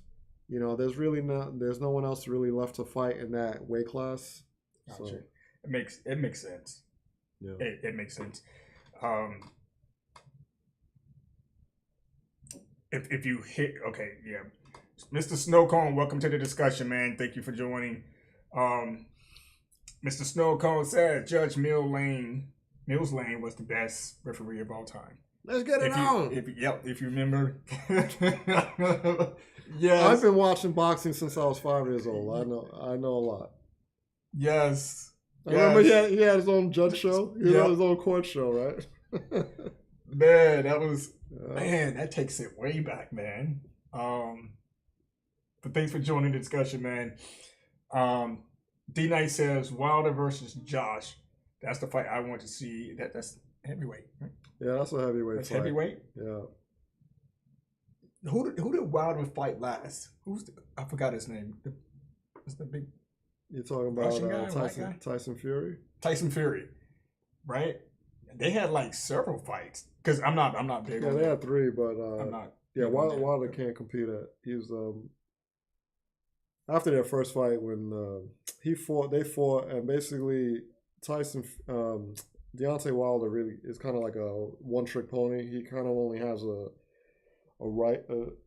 straight right hand that he kind of relies on, and then once he ran into this opponent called Tyson Fury. He thought he had him knocked out, and the guy got up right at like 8.5 count.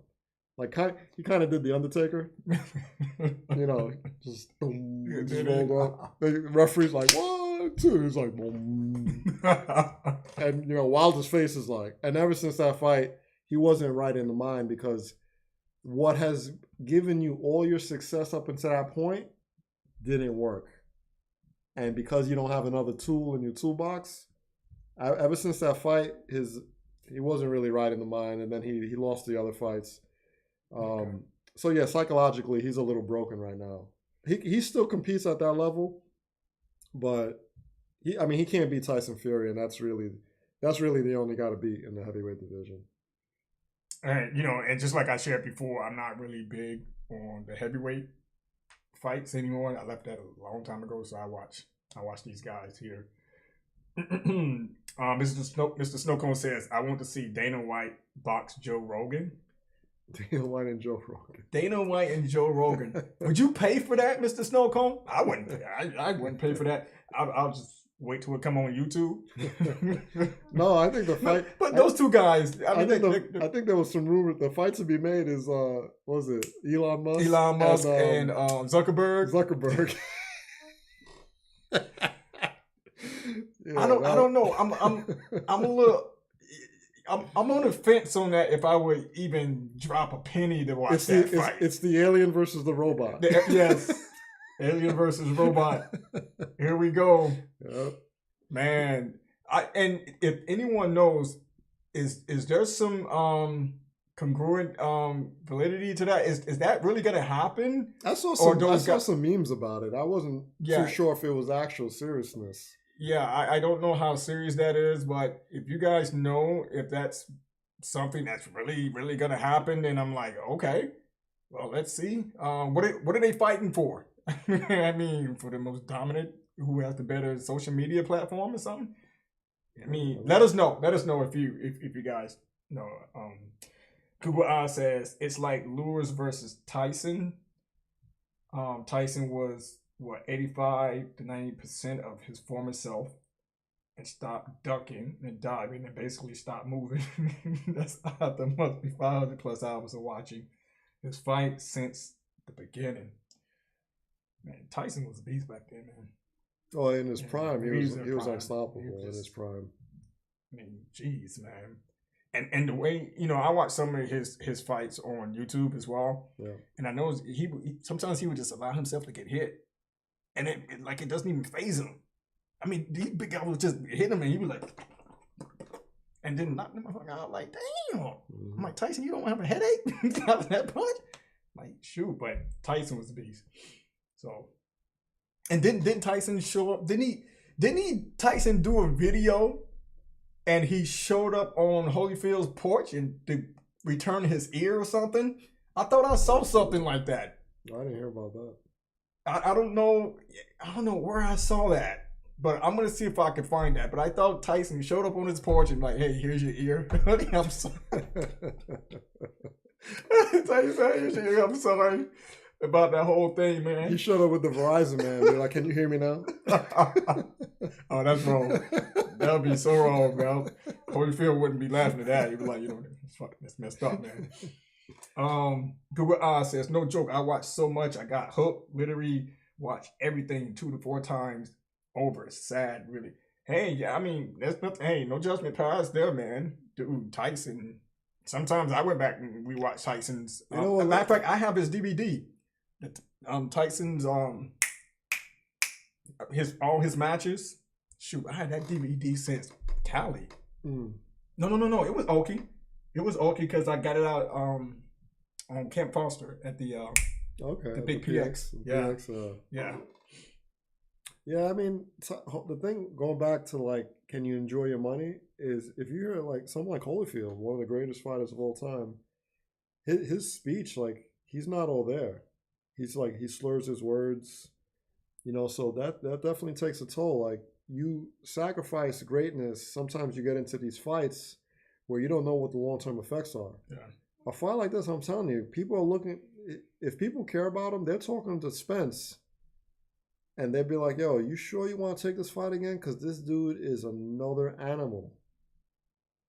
This is something very... You go into the first fight supremely confident, thinking like, I'm going to beat the guy, right? And then what ends up happening is something that you've never envisioned. And now you have to have a discussion with your team and be like, yo, you think this is a good idea to fight him again? And the team is like, well, we came into the first fight thinking, yeah, we know the risk because it's boxing, but there's no way we envisioned that you were going to beat this badly.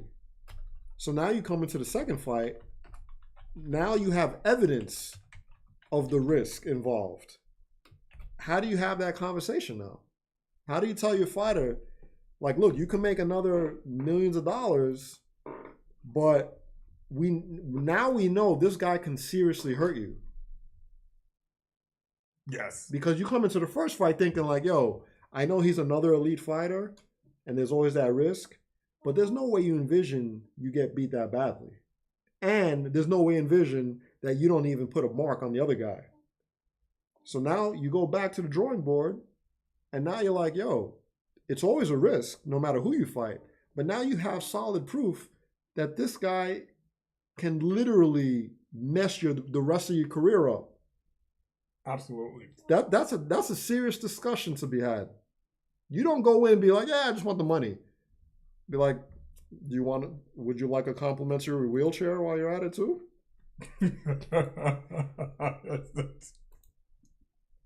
Oh my goodness, man. Hilarious. All right, guys. So I put a quick question for you guys. Do you think there should be a rematch between Spence and Crawford? Yes or no, based on this match here. But I do believe. Well, we believe that a rematch would be great. It's definitely going to generate a lot of money, et cetera, et cetera. But I'm pretty sure his medical team is going to reevaluate him and et cetera, make sure he's good to go. Because if he's talking about doing a rematch in December, I mean, you got to make sure you're straight, man. Because those were some headshots. That was a lot of headshots. That was a lot of headshots, man. Yeah. So, what do you guys think about that? And I don't know if you've seen, like, body shots don't really get the crowd reaction that well. But me, when I watch fights, I don't like to watch it with the announcers. Like the first fight, like when I see it live, I'll watch it with the announcers. Mm-hmm. But sometimes I feel like the announcers, they kind of like influence your way of looking at the fight. It's always best to look at a fight with the sound completely off. Especially if if you're a student of the game and you know exactly what to look for, their footwork and everything like that. I've seen a lot of fights where judges will call it very close, and people are like, man, how the hell did it score one way or whatever? But because you're kind of influenced by the crowd reactions, because going back to like headshots get more of that ooh ah, people react even when you have your guard up and the guy hits the glove, people think like ooh. I'm like, that was blocked. Like that's not a clean shot. Or you see it from a different angle, and a shot that you thought was really devastating wasn't that devastating. Like he was off balance, it kind of rolled on his shoulder, it kind of hit him like it didn't really hit him in a spot where it was like too damaging. But when the crowd sees it, when the announcers see it, it gets you thinking like, oh, this guy's really messing him up.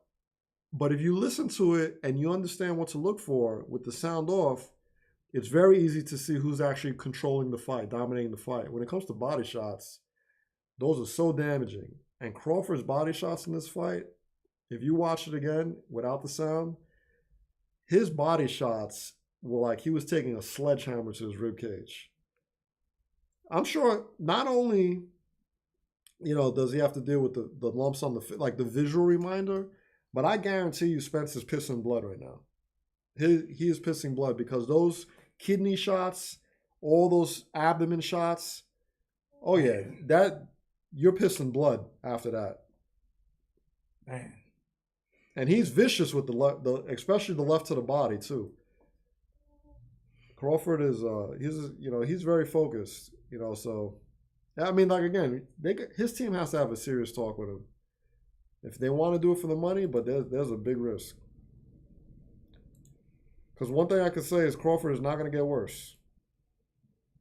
It's not like he's going to go into the rematch, where he may come in even better than he did the first fight. Because now that he's fought him, he knows exactly what to look for. So, and I don't see any drastic, like 180 improvements in Spencer's game. So. All right, so we're coming up on the top of the hour. I think we should start shortly, wrapping it up, and we're gonna go ahead and begin wrapping this up.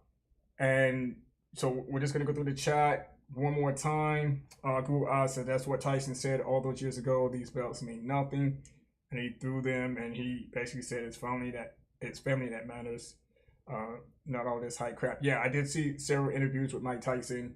I did enjoy those. He was asked a series of questions, and also the time that he was in jail and he came out and, he talked about that as well. I also said, I said 2 to 4 times over watching. I should have said like 30 times. D-Night says he needs to wait and take a tune-up fight. Gotcha. Google Eyes, Tyson is great friends with Holyfield and went with him to watch his kid fight. Okay, cool. I'll shut up. Sorry, guys. No, you're good, man. Great. It was a great discussion. I appreciate you guys joining us today, for another live podcast here at Gaming and Reactions. We did touch on a few topics here, and I got to say thank you to the Thinker. Anytime, man. For stopping by again, sharing the humor with us, keeping us laughing and entertained. And hopefully we can do this again. Anytime. And shout out to Genie152. Appreciate the love. And I appreciate you guys joining in on the discussion as well. I know I said that earlier. But we're going to do this again sometimes. I'll let you guys know when that happens. Make sure if you're new, you're watching, and you enjoyed the show, hit the like button. Help us out here. Show some love. Also, hit the subscribe button. Turn on the notification bell at all so you don't miss out on what we got here at Gaming and Reactions. I love you guys. Take care of yourselves. Hope you had a great weekend and preparing yourself for the week. And we will see you guys next time in the next Gaming Reactions podcast. Peace out. Peace.